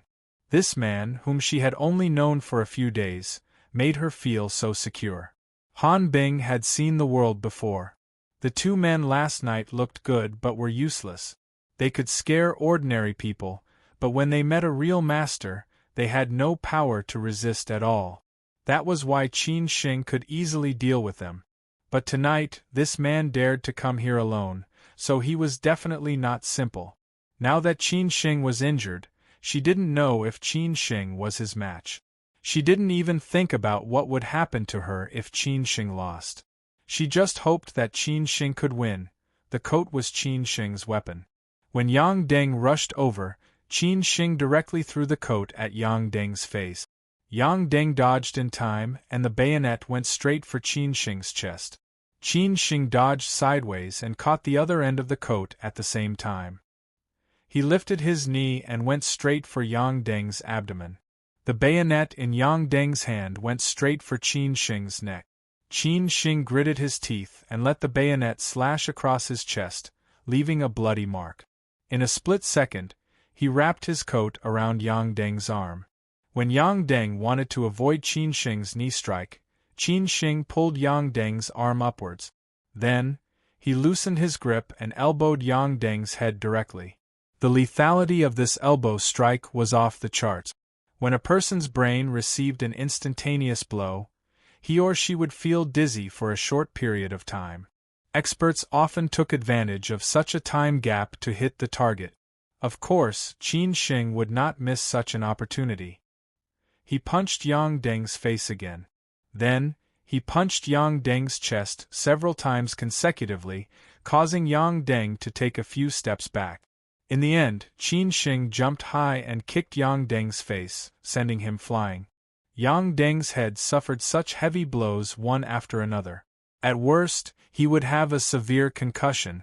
"Didn't you want to kill me?" Qin Shing's chest and arms had been dyed red with blood. However, he had long been used to this.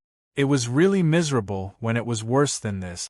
At this moment, Yang Deng was beaten up badly by Qin Shing. He no longer had the arrogant look just now. He lay on the ground and struggled to get up. Qin Shing did not kick him when he was down. He just picked up Yang Dengba's bayonet from the beach beside him. "Type 81 bayonet, you're pretty good at it, but your basic skills are too bad," Qin Shing said disdainfully. It did not occur to Yang Deng that he would lose so miserably. He squinted and asked, "Who on earth are you?" "Me? I'm just a poor loser. Since you want to f*ck me, I can't just stand there and let you stab me with the bayonet, right?" Qin Shing said with a smile. Then, he played with the bayonet that was not worse than Yang Deng's. "I always walk by the river, and I finally get my shoes wet. It's my bad luck. You can do whatever you want." Yang Deng was not so wishy-washy, and would not beg for mercy. Qin Shing did not stand on ceremony.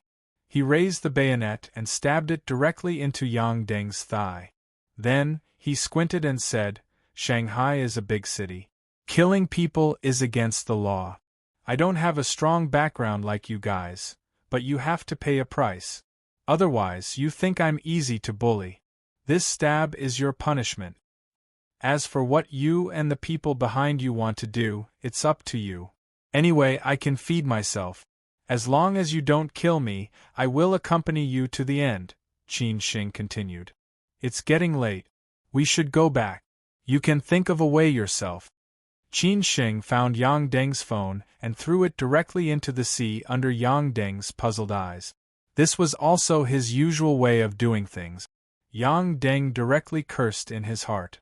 What a bastard! When Qin Shing pulled the frightened Han Bing away, Yang Deng shouted in a very manly manner, "I owe you my life." Qin Shing just listened and did not take it seriously at all. What was real and what was fake was really mesmerizing. When they walked to the Maserati, Qin Shing subconsciously wanted to continue driving, but was stopped by Han Bing, who was still confused. "You're injured. Let me drive when we go back." Qin Shing thought about it and nodded slightly. He handed the key to Han Bing. "Let me send you to the hospital." After getting in the car, Han Bing saw Qin Shing's bloody appearance and said nervously. Qin Shing shook his head and said, "Why go to the hospital with such a small injury? I have to go to the hospital. What if it gets infected? I don't want to feel guilty because of this." Han Bing was no longer willful. On the contrary, she had a gentle side. At this moment, Han Bing was delicate and slightly strong. Her pouting little mouth did not allow Qin Shing to refuse. Qin Shing had no choice but to let Han Bing do whatever she wanted. Otherwise, this lady would fall out with him again. They randomly found a hospital. Han Bing ran back and forth while Qin Shing injected and bandaged his wounds. The wound on his chest was not serious, but the wound on his forearm needed a few stitches. But in Qin Shing's eyes, this was all a fuss made by the doctor. In short, it was already 3 o'clock in the morning when they finished. Han Bing was already a little sleepy. Qin Shing let her sleep in the front passenger seat for a while and drove her home. This kind of minor injury was really harmless to him. Han Bing asked him again and again if he could do it. This time, it was Qin Shing's turn to flip out. How could a man say no? When he sent Han Bing back to Huarun 9 Mile Bund, it was already 3:30 in the morning. Qin Shing waited for Han Bing to get out of the car and returned to Shermao Riviera Garden. Han Bing was very conflicted at this time. After hesitating for a while, she finally said, "It's so late, don't go back." This sentence made Qin Shing's eyes widen. He stared at the attractive Han Bing with a dumbfounded expression. Han Bing realized the subtext of this sentence, and could not help but blush. She quickly explained, "Don't think too much. I don't mean anything else." "How am I thinking too much? What do you mean by something else?" It was rare for Qin Shing to relax, so he deliberately teased her. Han Bing was so angry that she spoke incoherently. "Your sister. I want to say, it's so late you should sleep here with me. Otherwise, you still have to come and pick me up tomorrow morning. How troublesome. Don't think that I will give you a holiday just because you're injured. I still need your protection." Oh, I understand. That's what I was thinking," Qin Shing said in a strange tone. Han Bing was so angry that she was at her wits' end. She could not help but stretch out her hand and punch Qin Shing's chest. Who knew that it was Qin Shing's wound? Qin Shing cooperated and bent over with a painful expression. Only then did Han Bing come back to her senses. She quickly helped Qin Shing up and said, "I forgot that you're injured. I'm sorry. Are you okay?" A woman's heart is really the most vicious. "You did it on purpose," Qin Shing said, pretending to be innocent. Han Bing did not want to continue to be entangled with him. She could only help Qin Shing up the stairs. When the door was pushed open, a leisurely fragrance floated into Qin Shing's nose, making him feel very refreshed. This was the first time Qin Shing stepped into Han Bing's boudoir. The modern and simple style was very compatible with Han Bing's temperament. The few oil paintings at the entrance and the living room were the finishing touches. After the huge floor-to-ceiling windows were opened, the night view of Pudong could be seen. Living in such a house was really enjoyable. Sit anywhere you want. There's whatever you want to drink in the fridge. I'll take a shower and change my clothes first," Han Bing said casually after entering the door. She then entered the master bedroom bathroom and locked the master bedroom and bathroom door. After all, a man and a woman were alone in a room. She was also a seductress who could make men crazy. With Qin Shing's ability, if he really wanted to do something, she could only give up resisting and lie down to enjoy. Qin Shing poured a glass of water and looked around Han Bing's mansion. There were 3 rooms, 2 living rooms, 2 bathrooms and a kitchen. The decoration was very modern and luxurious. It was clean and tidy. Flowers and fragrance could be seen everywhere. If he really lived in it, he would really feel out of place. After looking around for a few minutes, Qin Shing got bored and lay on the sofa in a daze. Perhaps it was because of the battle tonight, Qin Shing fell asleep not long after. When Han Bing came out after taking a shower and changing into clean and refreshing clothes, she saw Qin Shing curled up on the sofa and fell asleep. She could not help but laugh. She knew very little about Qin Shing, but she could see that Qin Shing was a gentleman. It was just that he had a cheap mouth. When she thought of that man's face when he threw that man's phone into the sea, she could not help but want to laugh. A man suddenly appeared in her life and protected her again and again. He was not like other men who always catered to her and made her feel especially safe. As she said that, Han Bing herself blushed. What was she thinking? She quickly ran back to the room to get a blanket for Qin Shing, and then went back to the room to rest. Qin Shing had a very comfortable sleep. Maybe it was because he slept too late last night and his mind was relaxed. When he woke up, it was already 8 o'clock. In the kitchen, Han Bing was making breakfast. Qin Shing got up and stretched, then walked to the kitchen and said, "Why are you up so early?"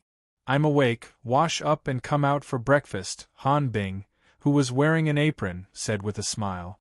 This made Qin Shing suddenly have an illusion, as if he had a cohabiting lover in a certain period of time in his life. He shook his head hard and ran into the bathroom, where Han Bing had already prepared a toothbrush and towel for him. After breakfast, Qin Shing sent Han Bing to the company. On the way, Han Bing said, "I'll give you a day off today. Go back and change your clothes. I'll be in the company today. Come pick me up in the evening. I'll treat you to dinner then." Qin Shing was originally busy, so Han Bing's arrangement was exactly what he wanted. After returning to Shermao Riviera Garden and changing his clothes, Qin Shing used the computer to check and confirmed that the company was still there. Then, he went straight to Lujiazui, Pudong. On the 44th floor of the South Tower of Shanghai International Financial Center, this was an unknown trading company. Compared to the well-known multinational companies in this building, this company was really too low-key. However, the two ladies at the front desk were beautiful, very much in line with their boss's taste. "Sir, who are you looking for?" The long-haired lady at the front desk smiled and nodded politely at Qin Shing and asked. After all, Qin Shing had been trained by the old master for so many years. In terms of temperament, he would definitely not lose to anyone. In addition, although it was not worth much, it was very fitting, so he did not need to be despised by this beauty. Qin Shing laughed and said, "Is the old fox here?" "Oh, it's your boss." "Sir, do you have an appointment?" The lady at the front desk still asked with a standard smile. Naturally, Qin Shing did not have an appointment. He casually said, "I don't have an appointment, but I've called him. My name is Qin Shing. Tell him my name and he will naturally come out to see me. Then please wait a moment." The lady at the front desk nodded and then called the chairman's office.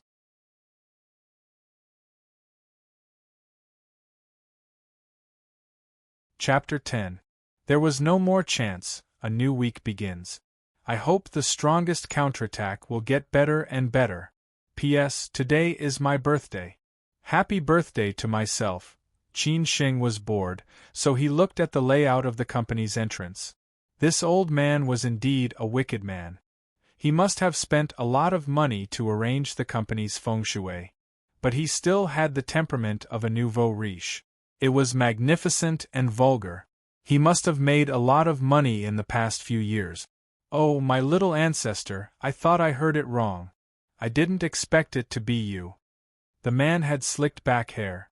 He was not tall and probably weighed more than 200 kilograms.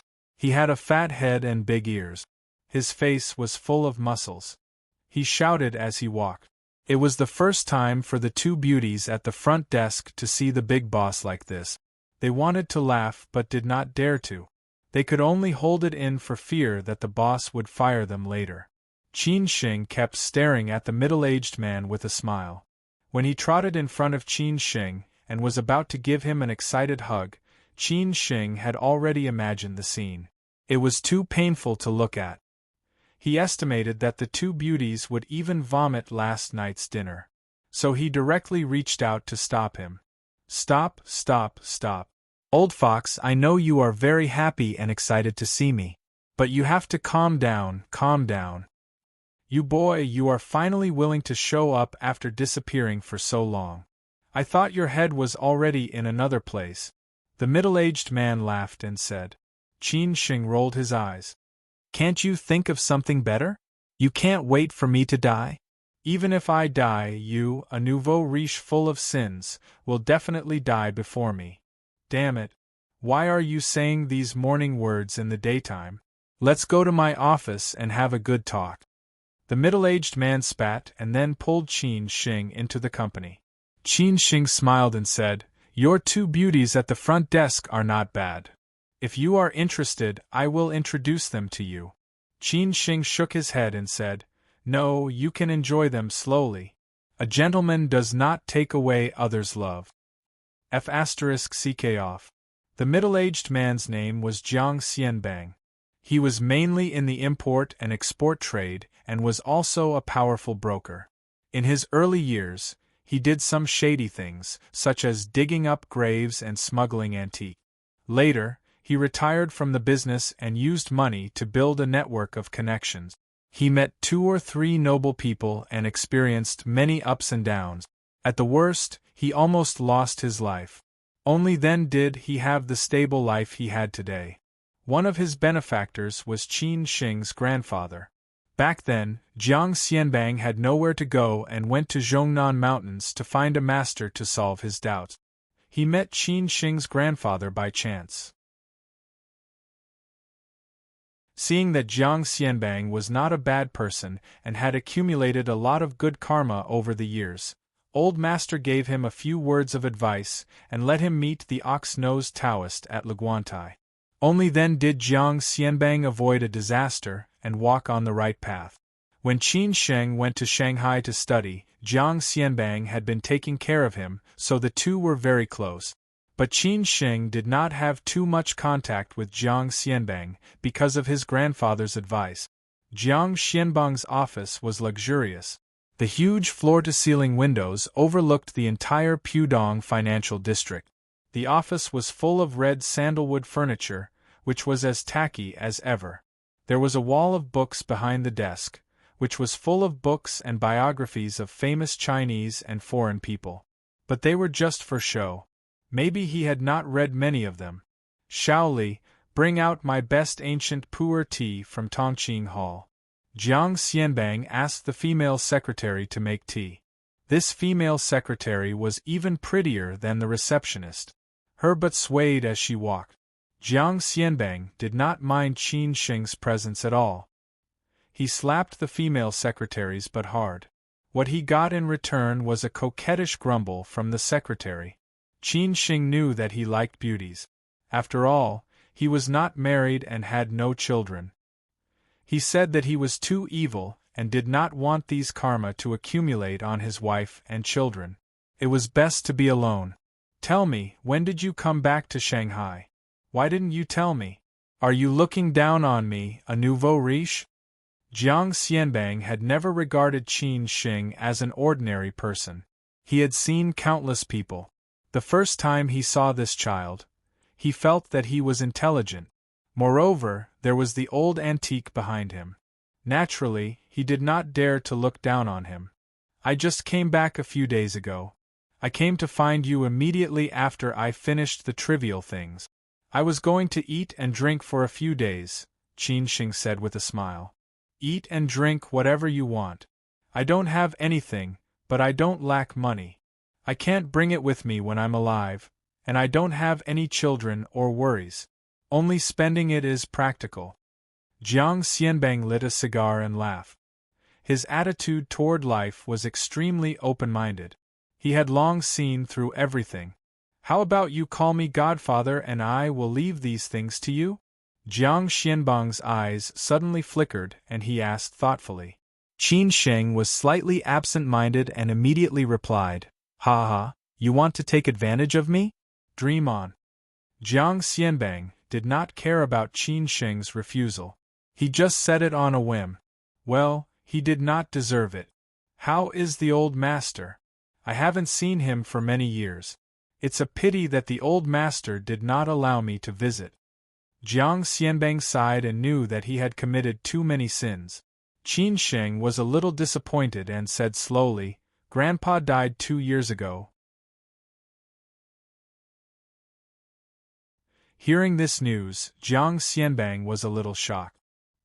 He stared at Qin Sheng for a moment. The cigar in his hand was about to be extinguished.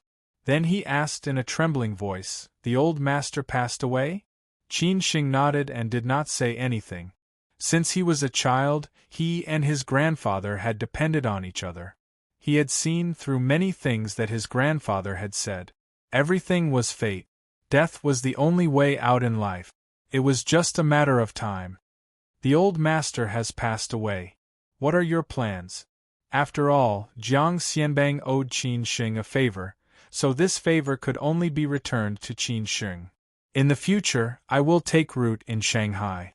I will trouble you a lot. If I cause trouble, you will have to help me clean up, Qin Shing said half-jokingly. Jiang Xianbang said disapprovingly, don't be so polite. If you really need me to clean up, I will do it. I say, why don't you come to my place? I will let you be the general manager. Later, I will see which family's young ladies are waiting to marry. At that time, I will help you matchmake them. I can't let the old master say that I am not sincere. After the female secretary brought over the brewed tea, Qin Shing picked up the purple sand teacup and smelled it. It was really refreshing. It was a pity that the level of the person who made the tea was not good enough, so this good tea was ruined. I heard that the old-time tea in Tongqing can easily sell hundreds of thousands or even millions. Today I have seen the world. Qin Shing deliberately changed the topic. Jiang Xianbang hit the table and said, Brat, I am asking you a question. Don't. I am afraid that when the time comes, all the beauties in your company will be ruined by me. Moreover, I have a job to do now. It is much better than working here, Qin Shing said meaningfully. What job? Tell me. Protecting the daughter of a big boss. She is a great beauty. Big boss, tell me who it is. I think I know her. If you are really interested in that girl, I will help you talk to her, Jiang Xianbang asked curiously. Han Guoping, Qin Shing said slowly, staring at Jiang Xianbang. Sure enough, after hearing this name, Jiang Xianbang's face changed instantly. His eyes were a little gloomy. He stopped smiling and said without anger, Qin Shing, you must have come today for this matter. Jiang Xianbang was a wily old fox. Qin Shing was still too young in front of him. Moreover, he also knew what kind of person Qin Shing was. If there was really nothing, this guy would not come to him easily. Since he had been seen through, Qin Shing did not hide anymore. He said in a deep voice, I owe him a favor, so I promise to protect his daughter. Qin Shing, stay away from Han Guoping. This time, he is really in trouble. He provoked a big shot. That person wants to kill him. I think it is hard to escape. Don't get yourself into trouble, Jiang Xianbang said sincerely. Qin Shing raised his head and drank a cup of tea. I think he has. Old fox, I just want to know, who did he provoke? Jiang Xianbang thought for a few seconds and then replied, an old fox who has been floating and sinking in the Yangtze River Delta for many years. The old fox has eyes and ears everywhere in Shanghai. It just happened that Han Guoping was involved in a storm, which gave him a chance to hit him when he was down. If you are interested, you can ask Third Master Wu. So I advise you to stay away and stop as soon as possible. Do you think I will? Qin Shing chuckled. Jiang Xianbang sighed helplessly. Forget it. You have such a bad temper. I still have some friendship with him. If you really get into trouble, mention my name. He should not make things difficult for you. With the words of the old fox, Qin Shing had some confidence. He continued to ask, is there really no hope for Han Guoping? Jiang Xianbang lit up the cigar again and shook his head. His backer has fallen. There is no chance. I know, Qin Shing said with a heavy heart. After chatting with Old Fritter for a long time, they had lunch at a nearby restaurant at noon.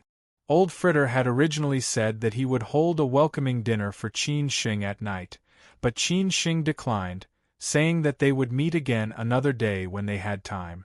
Old Fritter did not insist, knowing that this kid had something to do. However, after Qin Shing left, Jiang Xianbang immediately made a phone call. Brother Wen, help me make an appointment with Third Master Wu. There is an old thing that he should be very interested in. No matter what the purpose was, he had to ensure that Qin Shing would not get into trouble. In front of that old fox, Qin Shing was just an ant that could be trampled to death at any time. At first, Jiang Xianbang was most worried that Qin Shing would ask him to help Han Guoping.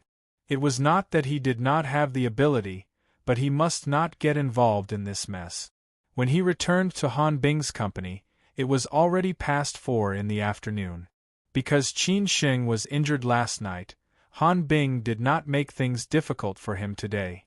She let Qin Sheng rest in her office, but she had been in a meeting. Qin Sheng had nothing to do, so he casually flipped through a book. At the same time, he thought about the impact of Han Guoping's matter on him. He did not have the ability to help Han Guoping through the crisis. The only thing he could do was to protect Han Bing. Also, should he tell Han Bing? Why are you in a daze? Han Bing came in after the meeting and saw Qin Sheng looking out of the window in a daze. She laughed. Qin Sheng came back to his senses and laughed. Think about what the beautiful lady is going to treat me to today. It's up to you. You can eat whatever you want. I'm only responsible for paying the bill. Han Bing was in a good mood. She pursed her lips and smiled. Oh yes, you definitely did not take your medicine today. I asked someone to buy some more.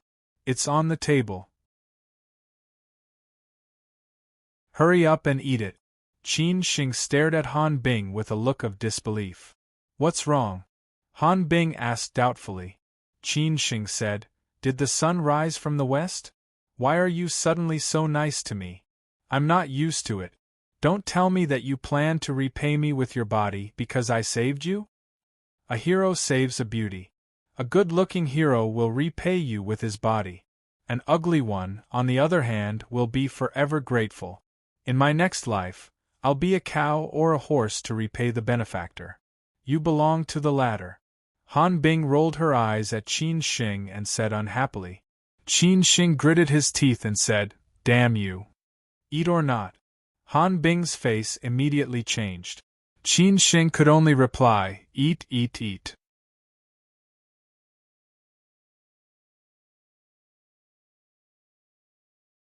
Chapter 11. I drank too much last night and forgot to update. Han Bing's attitude towards Qin Sheng had changed greatly because Qin Sheng had protected her twice in a row and she was injured last night. This was a good start. Han Bing wanted to treat Qin Sheng to a meal. With her taste, she would not go to a roadside stall, but choose a top restaurant on the Bund. However, Qin Sheng was more willing to go to a roadside stall, but he could not reject Han Bing's good intentions. His arm and chest were not fatal injuries, so Qin Sheng did not care.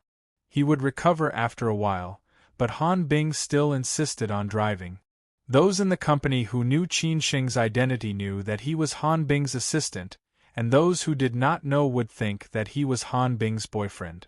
Wang Jiang Pavilion on the 7th floor of number 3 on the Bund was one of the most famous and expensive restaurants in Shanghai. It was said that the success rate of marriage proposals was very high here. Han Bing had booked a table early, but of course, today was not a proposal. Han Bing obviously came to this place often. She led Qin Sheng to the window with ease.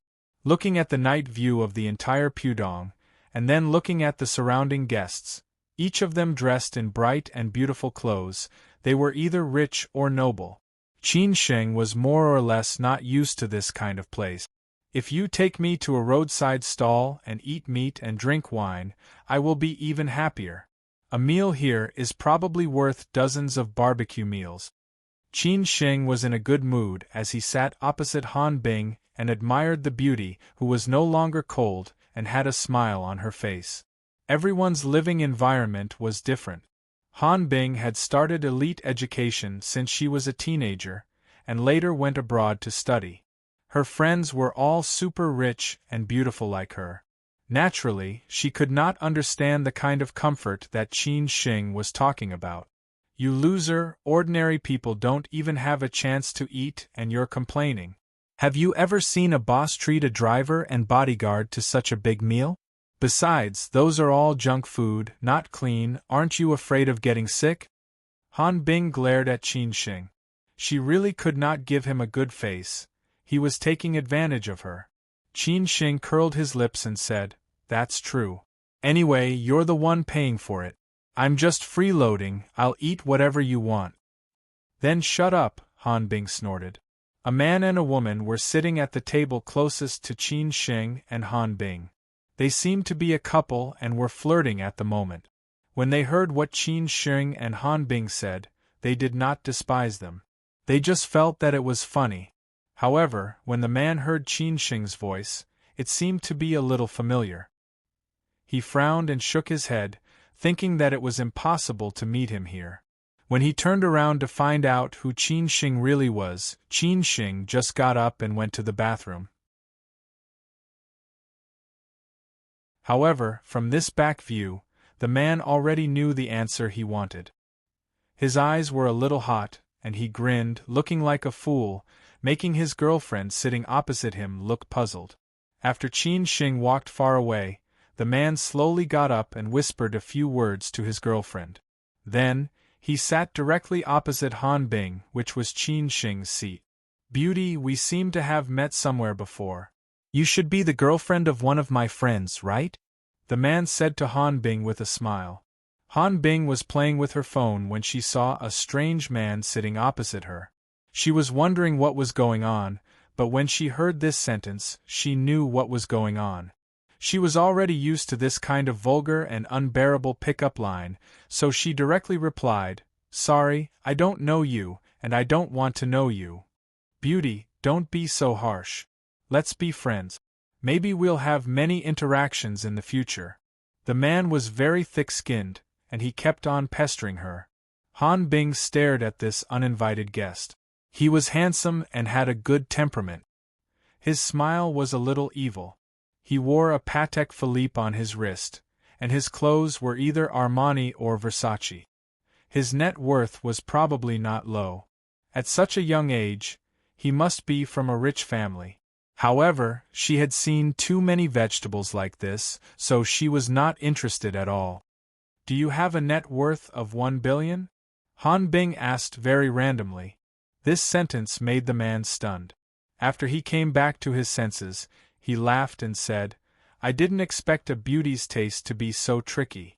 If I want to be friends with you, I have to have a net worth of at least 1 billion. Friends? Don't you just want to pick me up and sleep with me?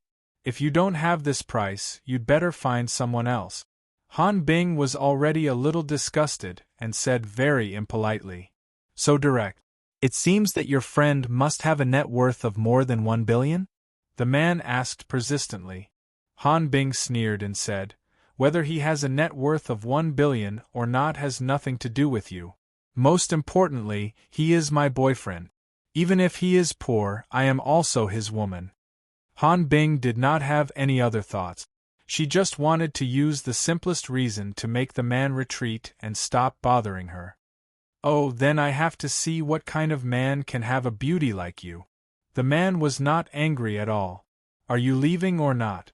If you don't leave, I'll call security." Han Bing was really angry this time. The man still did not want to leave. Han Bing stood up and glared at him. At this time, Qin Sheng had already returned from the bathroom. Seeing someone sitting in his seat, Han Bing's face was also very unhappy. He quickly walked over. "What's going on?" Qin Sheng asked in a low voice. The man did not get up. He deliberately covered half of his face and said, "Is he your boyfriend? Let me see, how awesome is this man?" When the man stood up and faced Qin Sheng wanted to see who had the ability to provoke the great beauty Han Bing. His face quickly changed from anger to joy. He did not know what to say for a moment. The man was calm and stared at Qin Sheng with a light smile. A few seconds later, Qin Sheng punched the man in the chest and then directly hugged him. At the same time he shouted, "F***CKU Lao San, why the hell are you here? F***CKU, you still know me? I thought you were dead." The man scolded. At the same time, he hugged Qin Sheng excitedly and hit Qin Sheng's back hard. The other guests did not know what was going on. They looked over in confusion, including Han Bing. What was going on? After a long time, when the two of them separated, the man called Lao San said excitedly, "F***CK, I thought I recognized the wrong person. When I heard your familiar voice and saw the way you walked, I knew it was you, F***King Dog. F***CK, I didn't expect to meet you here." Qin Sheng laughed and said. Lao San then looked at Han Bing and said with a smile, Beauty, sorry for offending you just now. I was just joking with you. I deliberately teased Qin Sheng. I didn't mean anything else. I didn't expect this bastard to find a girlfriend like you. He's really lucky. Girlfriend? Qin Sheng looked at Han Bing and asked in confusion. Han Bing originally wanted to use Qin Sheng as a shield, but she did not expect it to backfire. Now it was really embarrassing. She looked at Qin Sheng and the man and did not know what to say. This beauty just said that she is your girlfriend. What's wrong? Lao San was also a little confused. Qin Sheng smiled. He knew what was going on. He walked directly to Han Bing and put his arms around her slender waist. Oh, this is my girlfriend, Han Bing. This is my college roommate, Xia Ding. He's the third in our dormitory. Xia Ding was the third oldest in our dormitory. Hello.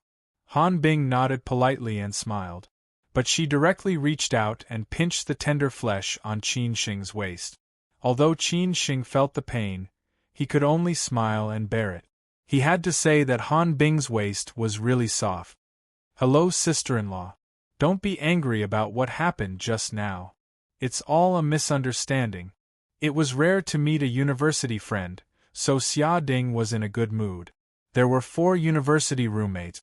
Qin Sheng was the eldest, Xia Ding was the third, the second was from Beijing, and the fourth was from Nanjing. Han Bing naturally would not be angry. After all, she already knew Xia Ding's purpose. After a few words, the 2 tables were joined. Xia Ding also introduced his girlfriend. She was an outstanding beauty with a graceful figure.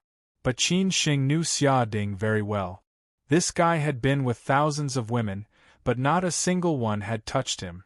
It wouldn't be long before the beauty by his side would be someone else. Boss, it's been almost 2.5 years. It's like you've disappeared. You haven't contacted us at all. What have you been doing? Sitting opposite each other, Xia Ding began to complain. For more than 2 years, Qin Sheng did not contact anyone. This was also the biggest question in everyone's heart when they saw Qin Sheng again. What on earth made him hide for more than 2 years? It was not good for Qin Sheng to tell others about these things. He could only casually say, "It's a long story. I'll tell you in detail when I have time." Okay, let's have a good drink some other day. I really miss the days when we were in university. Do you remember when we were fighting in the dormitory? Boss, you stood in the corridor and challenged a group of people alone. No one dared to go up to you. That scene was really King awesome. Every time I think about it, my blood is boiling. Xia Ding drank the red wine in his glass and said excitedly. It's all in the past. Qin Sheng shook his head and smiled bitterly. That was one of the more high-profile times in university. In the end, if it wasn't for Xia Ding's family using their connections to suppress this matter, he would have probably packed up and left Fudan University. By the way, how are Lao Er and Lao Si now? I haven't seen them for more than 2 years. I really miss them. Qin Sheng thought of the 2 roommates and asked quickly. Xia Ding said slowly. Lao Er came to Shanghai on a business trip last week. We had a meal together. At that time, he was talking about you. He is now a good seedling for an official career. He is doing well and the leaders focus on cultivating him. Lao Si is similar to me. We both entered the family company. But he is more hardworking than me. He is an outstanding young entrepreneur in Jiangsu. He is not like me, who is sloppy and waiting to die. We meet often. No matter if it's him or me, as long as we are in a bad mood and want to drink, we will immediately drive over. You can ask them out later. Let's get together when we have time. Qin Sheng said casually. He still valued their relationship in university. Okay. I will call them when we get back. See if they are free. Xia Ding laughed when he thought of the 4 brothers gathering again. Just as he finished speaking, Xia Ding suddenly thought of something.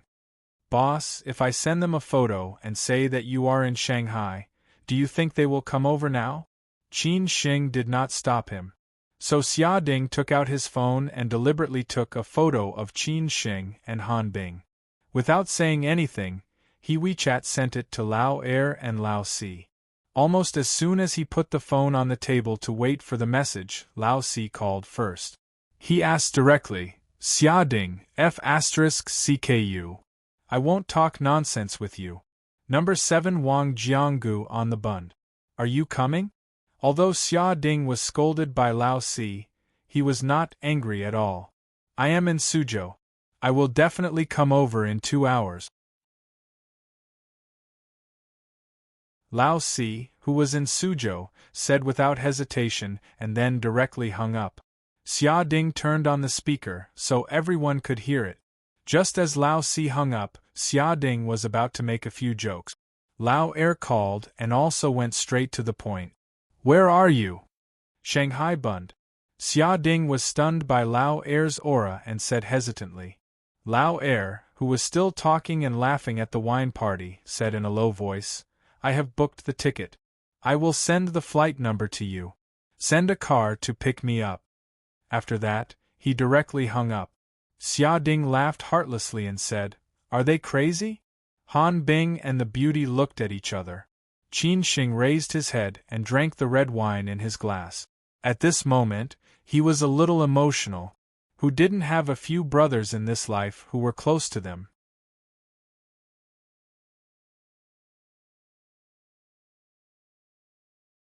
Chapter 12.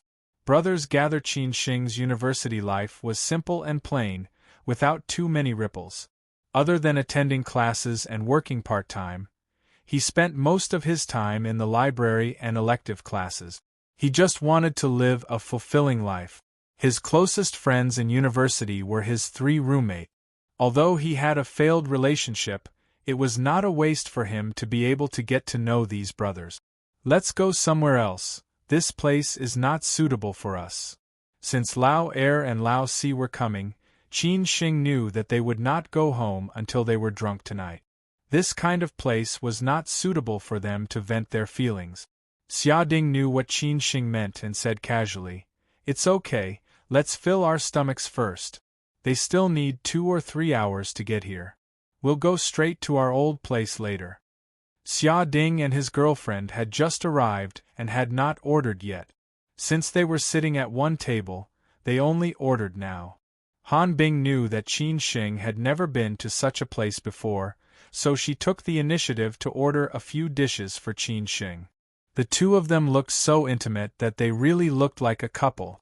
Xia Ding did not suspect anything at all, because Xia Ding had a pretty vase by his side, and Qin Shing knew him too well.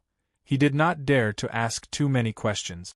Most of the topics were about the trivial things that happened during their university days, as well as the story between Qin Shing and Han Bing. Anyway, Qin Shing let Han Bing make up stories, and he only occasionally added in.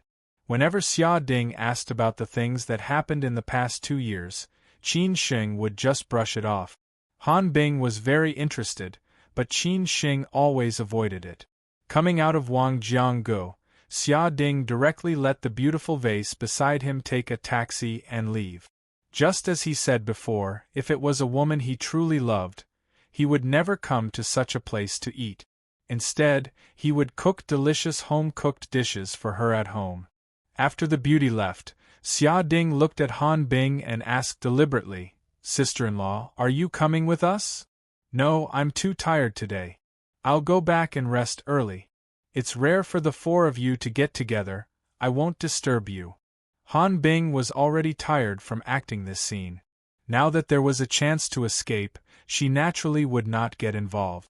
Qin Shing had the same idea. Xia Ding also felt that no matter which woman was present, they would not be able to let go. As both Qin Shing and Han Bing had drunk alcohol, neither of them could drive. Fortunately, Xia Ding was sent by the chauffeur. The chauffeur was already waiting by the roadside, so they left the Maserati in the parking lot and sent Han Bing back to Huarun 9 Mile Bund. This place was very close to the 9 Mile Bund. After chatting for a few minutes, they were already outside the community.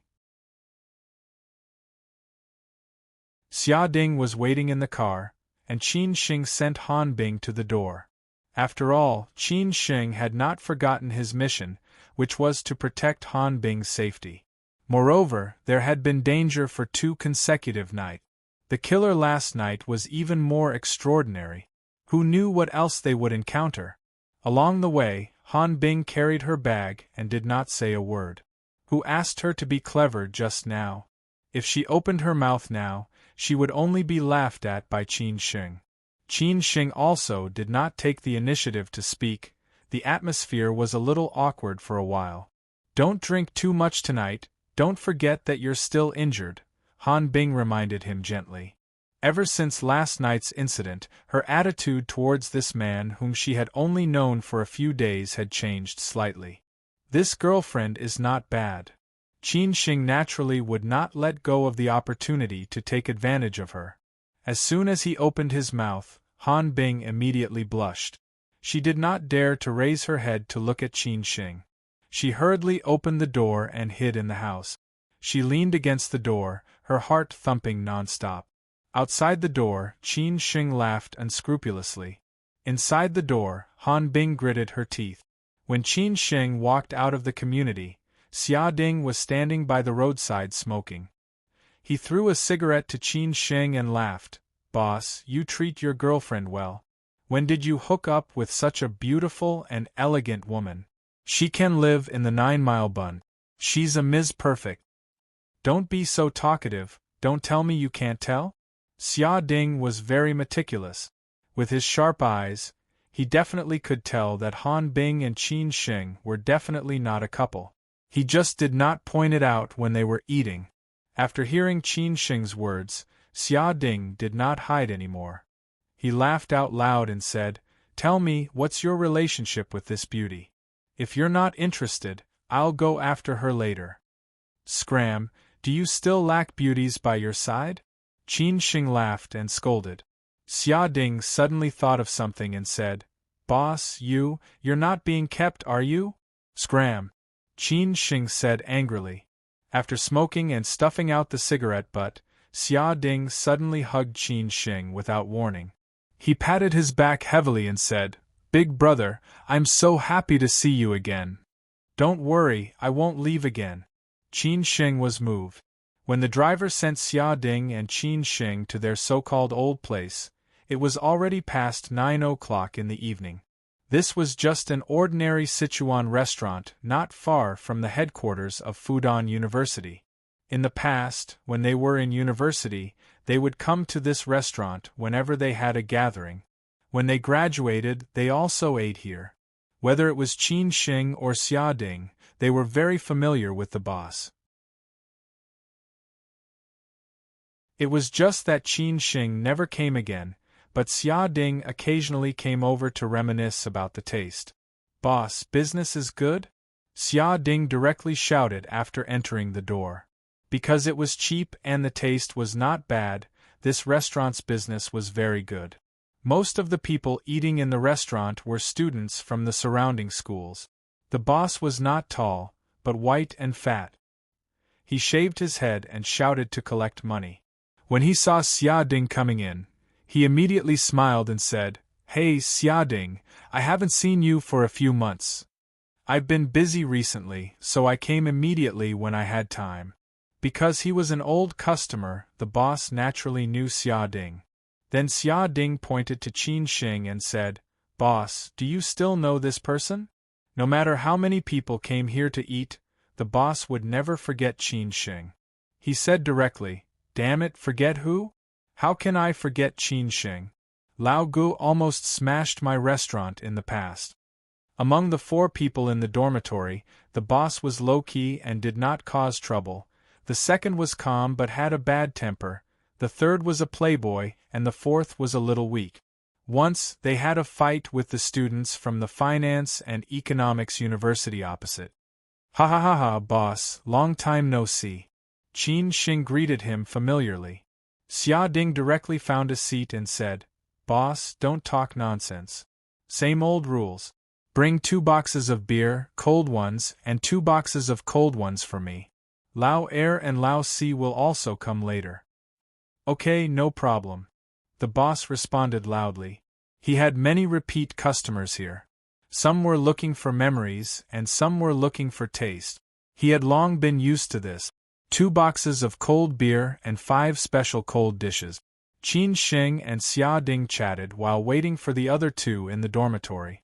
Xia Ding had also sent the latest address to Lao Er and Lao Si. They drank and chatted. Not long after, Lao Si arrived first. A flashy black Ferrari stopped at the entrance of the restaurant. Lao Si, who was in a suit and leather shoes, rushed into the restaurant excitedly and shouted, "Boss, boss!" This restaurant was not big. Qin Sheng and Xia Ding sat at the entrance. At this time, the 2 had already stood up. Lao Si stared at Qin Sheng with red eyes. Qin Sheng slowly walked over and smiled slightly. Lao Si. After saying that, Qin Sheng hugged Lao Si tightly. However, when Lao Si saw Qin Sheng, his excitement disappeared instantly. It seemed that he had a stomach full of complaints against Qin Sheng. He was unwilling to hug Qin Sheng. His stubborn look was like that of a child who had not grown up. Xia Ding knew that Lao Si was angry. In the past, when he was drunk, he often scolded Qin Sheng. Among the 4 in the dormitory at Fudan University, Lao Si was the weakest. Every time he was bullied, the first to stand up was always Qin Sheng. Every time he caused trouble, Qin Sheng was always in front of him. In terms of relationship, Lao Si and Qin Sheng were the closest. He had always treated Qin Sheng as his own brother. When they graduated, Lao Si said to Qin Sheng, "Brother, when I go home and take over the power, I will be filial to you in the future. I will buy a luxury car, live in a mansion, and play with celebrities. We will share blessings and misfortunes together. I haven't seen you for more than 2 years. Why are you still a little kid?" Qin Sheng let go of him and joked with a smile. Xia Ding quickly came over and pulled Lao Si. "Lao Si, I know you feel wronged. Let's not talk about anything else today. All the words are in the wine. If you want to vent, pour it on him." Therefore, Qin Sheng and Xia Ding pulled, and finally let Lao Si sit down. Lao Si's name was Yu Kefi, nicknamed Yu Wunla of Fudan University. He was handsome, but a little thin. The most outrageous thing Lao Si had done was to go to Beijing to chase the goddess he had been secretly in love with for 4 years when he was in the 3rd year of university. It was under Qin Sheng's encouragement that he plucked up the courage. The 4 brothers made plans and finally decided to go to Beijing. That night, the wind was biting and the snow was falling from the sky. They, together with a group of friends of Lao Er in Beijing, made an extremely romantic environment downstairs of Lao Si's goddess dormitory. They also spent money to hire a band. Lao Si himself played the guitar and sang. Both he and the goddess liked folk songs, especially Zhao Lei. So Lao Si sang Zhao Lei's Southern Girl, which was also his favorite song. The whole Beiwai went crazy. The girls' dormitory was brightly lit, and the surrounding area was tightly surrounded. Fortunately, Lao Er used his connections in Beiwai. Otherwise, he would have been driven away before he confessed. In the end, the goddess came down and Lao Si also confessed, but the result was not satisfactory. Lao Si was rejected. As for the reason, it was really ridiculous. The goddess said, "You can't give me the life I want." Lao Si was stubborn, but he was not stupid. He never told anyone about his family background. He was low-key. Naturally, the goddess did not know his background. Even the 3 people in the dormitory knew that he had been pretending to be a pig to eat a tiger for 4 years when they were about to graduate. His family background was even stronger than Lao San's. He put the flowers on the ground, faced the goddess, and said with a self-deprecating smile, "Goodbye, never again." After that, he turned and left, no longer reluctant. That night, they were at a barbecue stall in Beijing. A group of people got drunk. Lao Si cried his heart out and shouted, "Fuck you. Motherf ****. Society." What he liked was the goddess he first met in high school, not the goddess who had been ruined by society. So his wish had been fulfilled, and he had no regrets. After Yu Kefi sat down, he did not speak and just stared at Qin Shing. Xia Ding eased the atmosphere and said, "Lao Si, how do you want to drink?" Yu Kefi was not pretentious. He picked up a bottle of beer and drank it directly. Qin Shing said nothing, then picked up a bottle and drank it. Xia Ding had no choice but to follow him. After drinking a bottle, Yu Kefi seemed to be not satisfied. He picked up another bottle and continued to drink. Qin Shing accompanied him to the end. Xia Ding had already cursed in his heart, but he had no choice but to bite the bullet. When the second bottle was finished, Yu Kefi picked up the third bottle and wanted to continue to drink. Xia Ding had not finished the second bottle. Seeing this situation, he was dumbfounded. He quickly pulled Yu Kefi and said, "Lao Si, brother, you are my brother. I beg you. If you continue to drink, I will go to the hospital. Can you take it slow? Even if you have complaints about the boss, don't let me get involved." Qin Shing also said in a timely manner, "Lao Si, it's my fault that I disappeared for more than 2 years. If you are not satisfied, you can punch me a few times. If you want to drink, I will accompany you to the end. Anyway, I will be in Shanghai in the future. If you don't drink enough today, we can continue tomorrow. You get me drunk tonight. You give me an explanation later, and this matter will be over." Yu Kefi finally spoke, and it was simple and direct. "Okay, I will accompany you." Qin Shing had no opinion. So the next scene was interesting. At first, it was basically Xia Ding and Qin Shing talking. Yu Kefi, who was sitting next to him, kept asking Qin Shing to drink until he drank more and more, and then began to chatter. Beer was slow to get drunk, but fast to pee. The three of them had gone to the toilet 4 or 5 times, until the second brother finally came from Beijing. The second brother did not let the driver call Xia Ding, and directly came here. When he entered the door, he saw that the third brother had already gone crazy. He was the most mature and steady in the dormitory, unlike the fourth brother who was angry. He went straight to Qin Shing and sat down, patted Qin Shing on the shoulder, and whispered, "Back?" Qin Shing looked back and saw him. He shook his head and smirked. "Back. Still going?" "No." The second brother sat down, picked up a bottle of beer and said, "Drink." Qin Shing, Xia Ding, and Yu Kefi burst into laughter.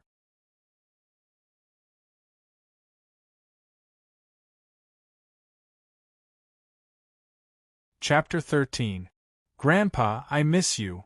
The results of new books are the most important. Please collect and vote more.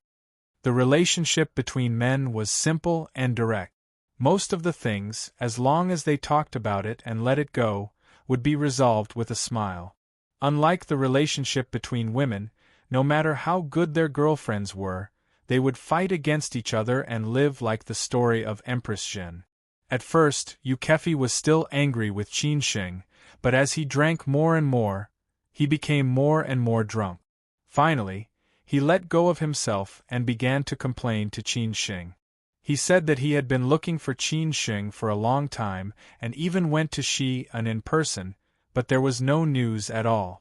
The second oldest, Chao Yufeng, was a native of Beijing. His Beijing accent was always full of charm. He was the most compatible with Qin Shing in the dormitory. They had a lot of common topics. Maybe it was because of the different environment, this guy had always been very calm. But if he was really angry, his temper was even worse than Xia Ding's. He was the kind of person who dared to poke a hole in the sky. Only Qin Shing could control him. However, after graduation, he took the civil servant exam and worked in the government department. Gradually, his temper was tempered. Plus the living environment, no wonder Xia Ding said that he was more and more official. When everyone was here, they started to drink. Chao Yufeng did not ask anything. He did not ask what Qin Shing had been doing in the past 2 years, or when he would come back, or what was going on now. "Fourth oldest, are you still angry with me?" Qin Sheng was good at drinking, but he was not drunk after 1,000 cups. He was a little drunk at this time. After the four brothers drank 3 cups, Qin Sheng looked at Yu Kefi and said, "Yu Kefi used to be very weak at drinking. 4 years in college could be regarded as training. Now, after taking over the family business, he naturally had a lot of social activities. Now, his drinking capacity was no worse than Qin Sheng's. However, he had drunk in Suzhou just now.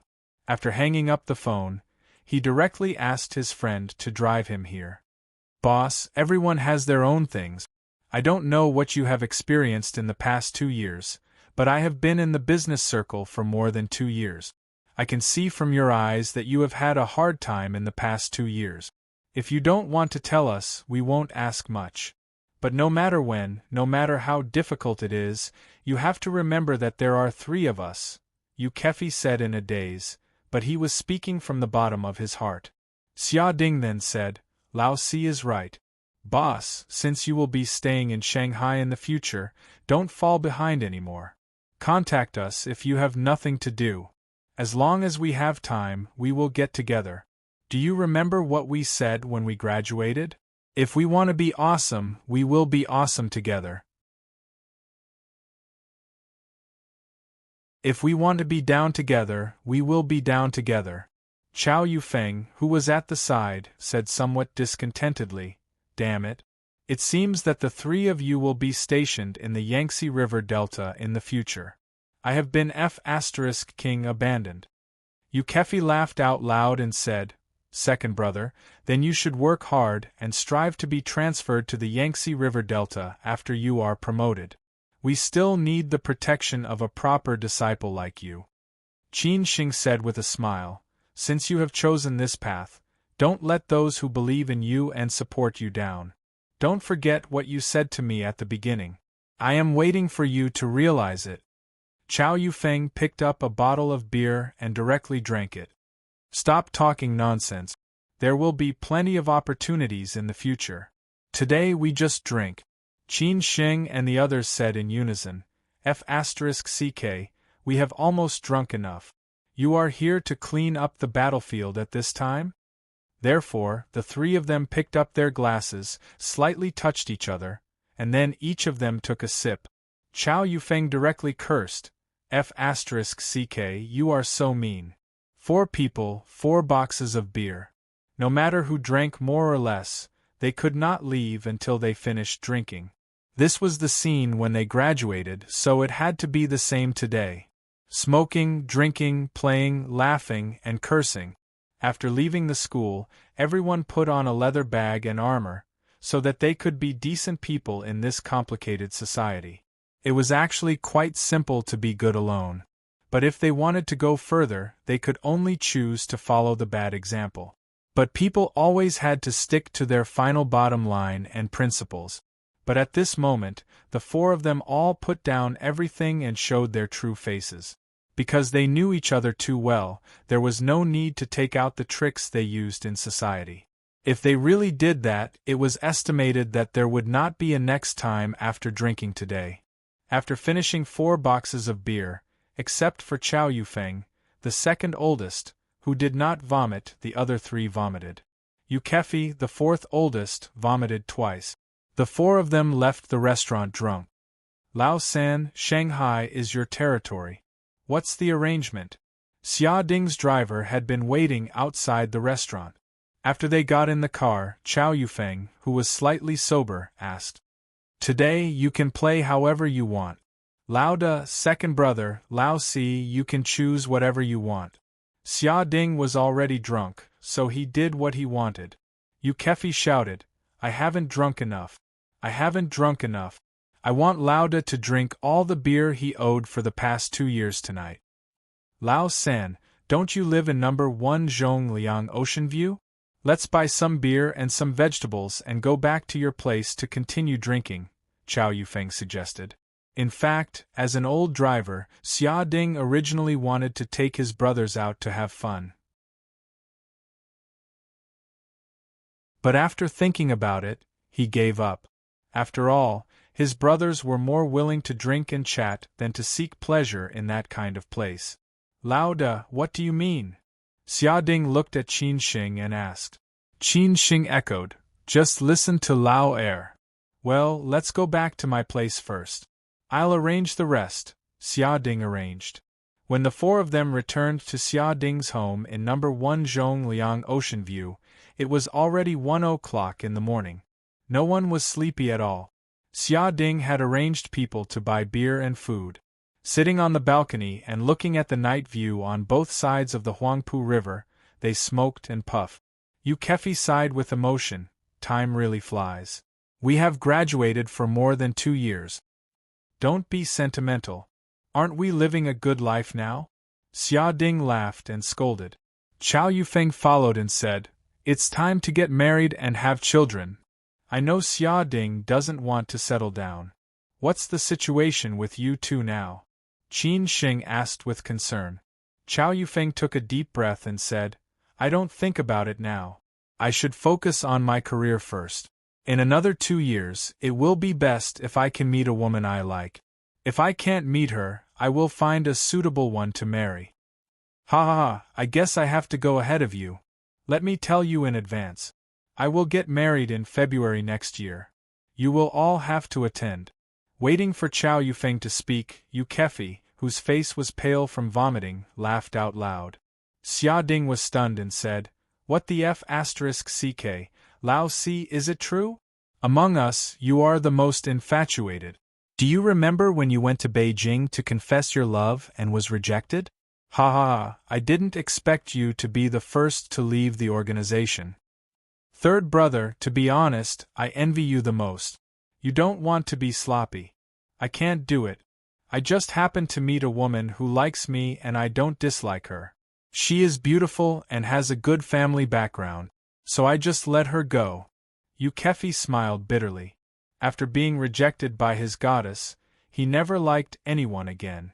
He didn't care so much about feelings, so it didn't matter. Chow Yufeng was more curious about Qin Shing's situation, so he said, Big brother, don't ask us. What's your situation? Me? I am alone. Qin Shing shrugged and said. Xia Ding directly exposed him and said, Bullshit. Let me tell you, there is a super beautiful and temperamental beauty around Big Brother. She calls herself Big Brother's girlfriend, but Big Brother doesn't admit it. Really?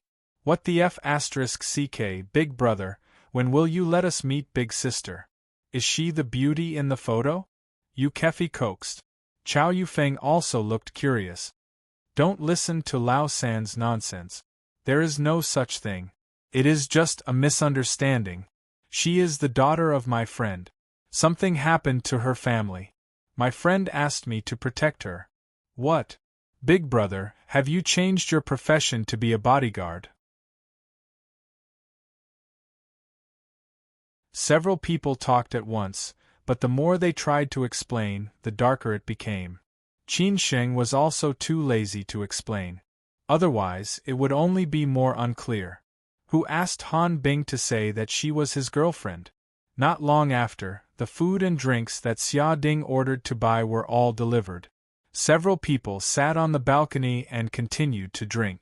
In the end, they began to lose their minds. Yu Kefi took the lead and shouted to Huangpu River, Gu Yu, I am going to get married. I wish you live your life in the way you think is right. I, Xia Ding, am going to break through the 1,000 slaughter. Ha ha ha ha. This was what Xia Ding shouted. It was really hateful. Seeing that they also shouted, Chow Yufeng also shouted, I, Chow Yufeng, will definitely make you look at me in a different light. I will. When everyone finished shouting, they looked at Qin Shing and said, Big brother, you also shout. Yeah, let's vent. Who cares?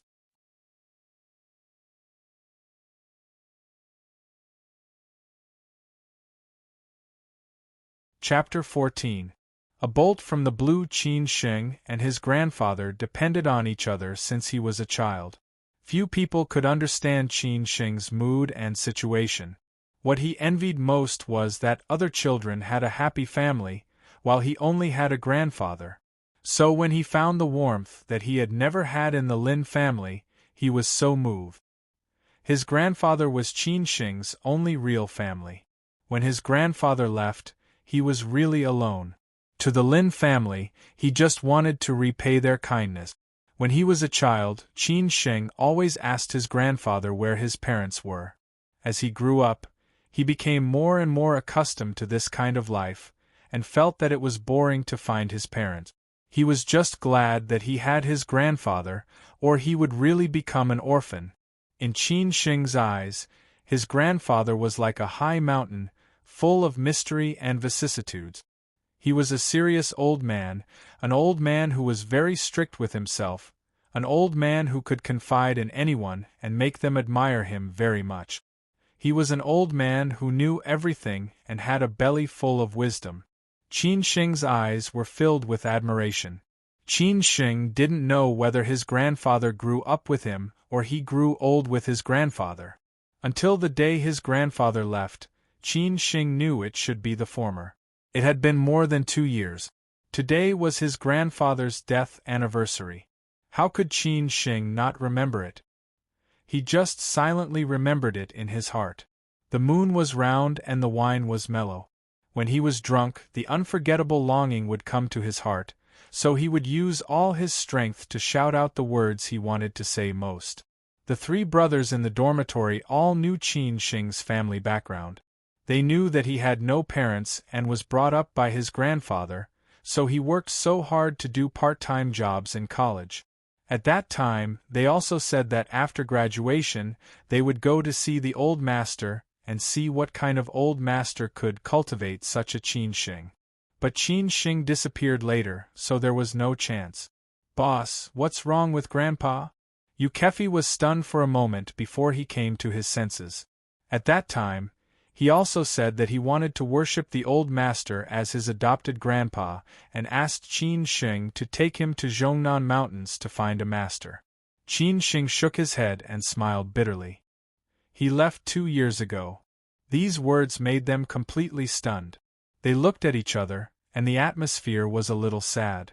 That was Qin Shing's only family member. Chow Yufeng directly hugged Qin Shing and said, "Boss, after graduation, only you 3 are still in touch. I recognize you as my boss, not only because you are the eldest, but also because I admire you from the bottom of my heart. Grandpa is gone, but you still have the 3 of us." "Yes, boss, you still have the 3 of us." Yukefi and Xia Ding also echoed. The 4 brothers hugged each other and laughed.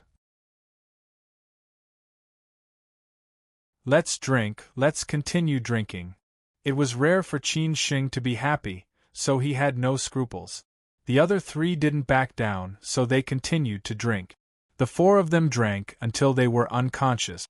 In the end, they directly fell asleep on the ground, late at night, in the Thompson Golf Villa in Pudong. Han Guoping, whose hair had turned completely white in a short period of time, could not fall asleep.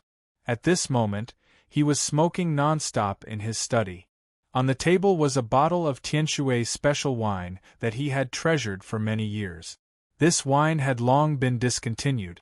He happened to get 2 bottles by chance and had been hiding it, unwilling to drink it. The room was filled with smoke. Han Guoping had no idea how many cigarettes he had smoked during this period of time. He felt as if he had aged a few decades in an instant, like an old man who knew his destiny. This time it seemed that he was really doomed. Things were getting worse and worse, and he was sinking deeper and deeper. Han Guoping knew that even if he went bankrupt, he could not exchange for half a lifetime of peace. The best ending was to stay in there for more than 10 years. But that was not the ending he wanted. He could not stand that kind of life. Even if he went in, would those enemies let him go? Ashes to ashes, dust to dust. From a poor boy in Tianshui, Gansu Province, he had enjoyed what he should enjoy and experienced what he should experience. He had no regrets in life. The only thing he was worried about was his daughter. He knew that once he fell, the monkeys would scatter when the tree falls. All the family business that he had accumulated over the years would vanish into thin air. At that time, all of this might crush Han Bing. For so many years, Han Bing had basically not suffered any hardship. She had always lived a peaceful life under his protection. Could she bear all this? But if he did not choose this path, he would probably not even be able to protect her in the end. Those people had attacked him time and time again, which was already a warning. If he really did not make a choice, they might really be unscrupulous. Forget it, forget it. Children and grandchildren have their own blessings. He remembered that every time the woman quarreled with him, she would say that she only wanted to live the most ordinary life. Since that was the case, he would do as she wished. Sitting on the sofa, drinking and smoking, Han Guoping continued to recall his life. He owed a lot of people and was also owed by a lot of people. It was estimated that he would not be able to pay them off now. As he thought about it, he thought of the trip to Qinghai, Tibet more than a year ago. The most interesting person he met should be that young man, Qin Sheng. He thought that he was a passerby who had no interaction with him, but he did not expect that he would really come to Shanghai to find him. No matter what his purpose was, Han Guoping was quite optimistic about this young man. Some young people did not lack strength, they just lacked talent, scouts, and opportunities. If it was 10 years ago, he really did not mind being a talent scout. Unfortunately, there was no chance. When the sky turned white in the east and the red sun gradually appeared, Han Guoping had already finished the bottle of Tianshui special wine and smoked the last cigarette. He slowly got up, opened the safe, and took out the Browning for self-defense. Han Guoping had a complicated look in his eyes as he wiped the body of the gun and skillfully loaded it. Death was standing right in front of him, only separated by a door. He finally mustered up the courage to face everything directly. There was a bang. Everything was settled. Han Guoping used this method to end his life that he did not know how to describe. In the morning, when he woke up, it was already past 9 o'clock.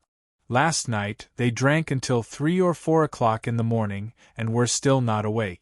He got up with a splitting headache and saw the other 3 people on the ground in different postures. He really did not know whether to laugh or cry. Qin Sheng first went to the bathroom to wash his face to wake himself up. Then, he picked up his phone and found that there were more than a dozen missed calls, basically from Han Bing, at 6 or 7 o'clock in the morning. He was slightly confused. Why would Han Bing call him at this time? Could it be that she was in danger? Thinking of this, Qin Sheng had a lingering fear in his heart. He quickly dialed Han Bing's number, but her phone was already turned off. Qin Sheng had no choice but to call other missed calls. Finally, someone picked up. "Are you Qin Sheng?" Before Qin Sheng could speak, the person on the other side asked directly. Qin Sheng frowned and replied, "Yes, who are you?" "I'm Master Han's driver, Chen Bei Ming. Miss wants you to rush back to Thompson Golf Villa as soon as possible." At Thompson Golf Villa, the entire Han family was in a mess. Qin Sheng was puzzled. What happened? "Master Han is dead," Chen Bei Ming said in a low voice. With a bang, Qin Sheng's mind went blank. This news was too shocking, like a bolt from the blue. Han Guoping is dead?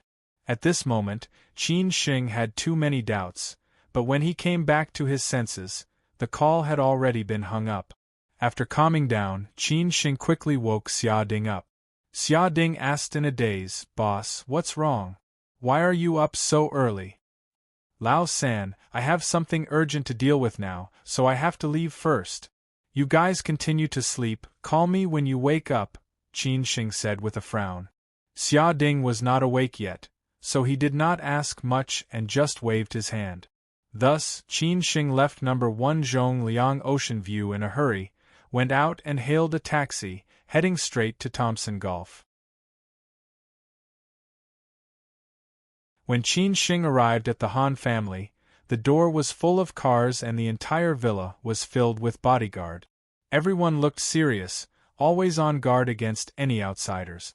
However, Qin Sheng saw old Wu, who was still taking care of his plants, as if these things had nothing to do with him. Old Wu also noticed Qin Sheng, but he only took a few glances and continued watering his plants. Qin Sheng nodded and immediately entered the villa. He randomly grabbed a man and asked, "Where's Han Bing?" "Upstairs in the living room," the man said casually. Qin Sheng then went upstairs, but on the way to the living room, he was directly stopped by two men. "Get out of the way," Qin Sheng said angrily. The two men snorted. "No matter who you are, no one can enter." "No way?" Qin Sheng snorted. At this moment, a man in black with a crew cut walked over. He looked at Qin Sheng from head to toe and asked, "Are you Qin Sheng? Who are you?" The man said calmly, "I'm Chen Bei Ming. Miss wants you to wait in the study." Thus, Qin Sheng was brought into the study by the man called Chen Bei Ming. The study was now clean, but there was still a smell of blood. Qin Sheng's eyes looked thoughtful. "How did Master Han die?" Qin Sheng gritted his teeth and asked. This was what he wanted to know the most. Chen Bei Ming replied indifferently, "Suicide." "What? Suicide?" Qin Sheng was shocked again. He originally thought that Han Guoping was killed by his enemies, but he did not expect this to be the result. Chen Bei Ming pointed at the red sandalwood chair beside the desk and said, "Right there, he shot himself." The corner of Qin Sheng's mouth twitched slightly. He stared at the chair and his eyes gradually dimmed. He was thinking about what exactly happened, what kind of situation would make a big boss like Han Guoping, who had experienced countless storms, finally choose this path of no return. You're tuning in to the Phoenix Knights YouTube channel. Don't forget to subscribe and join us on this journey to catch the most captivating stories.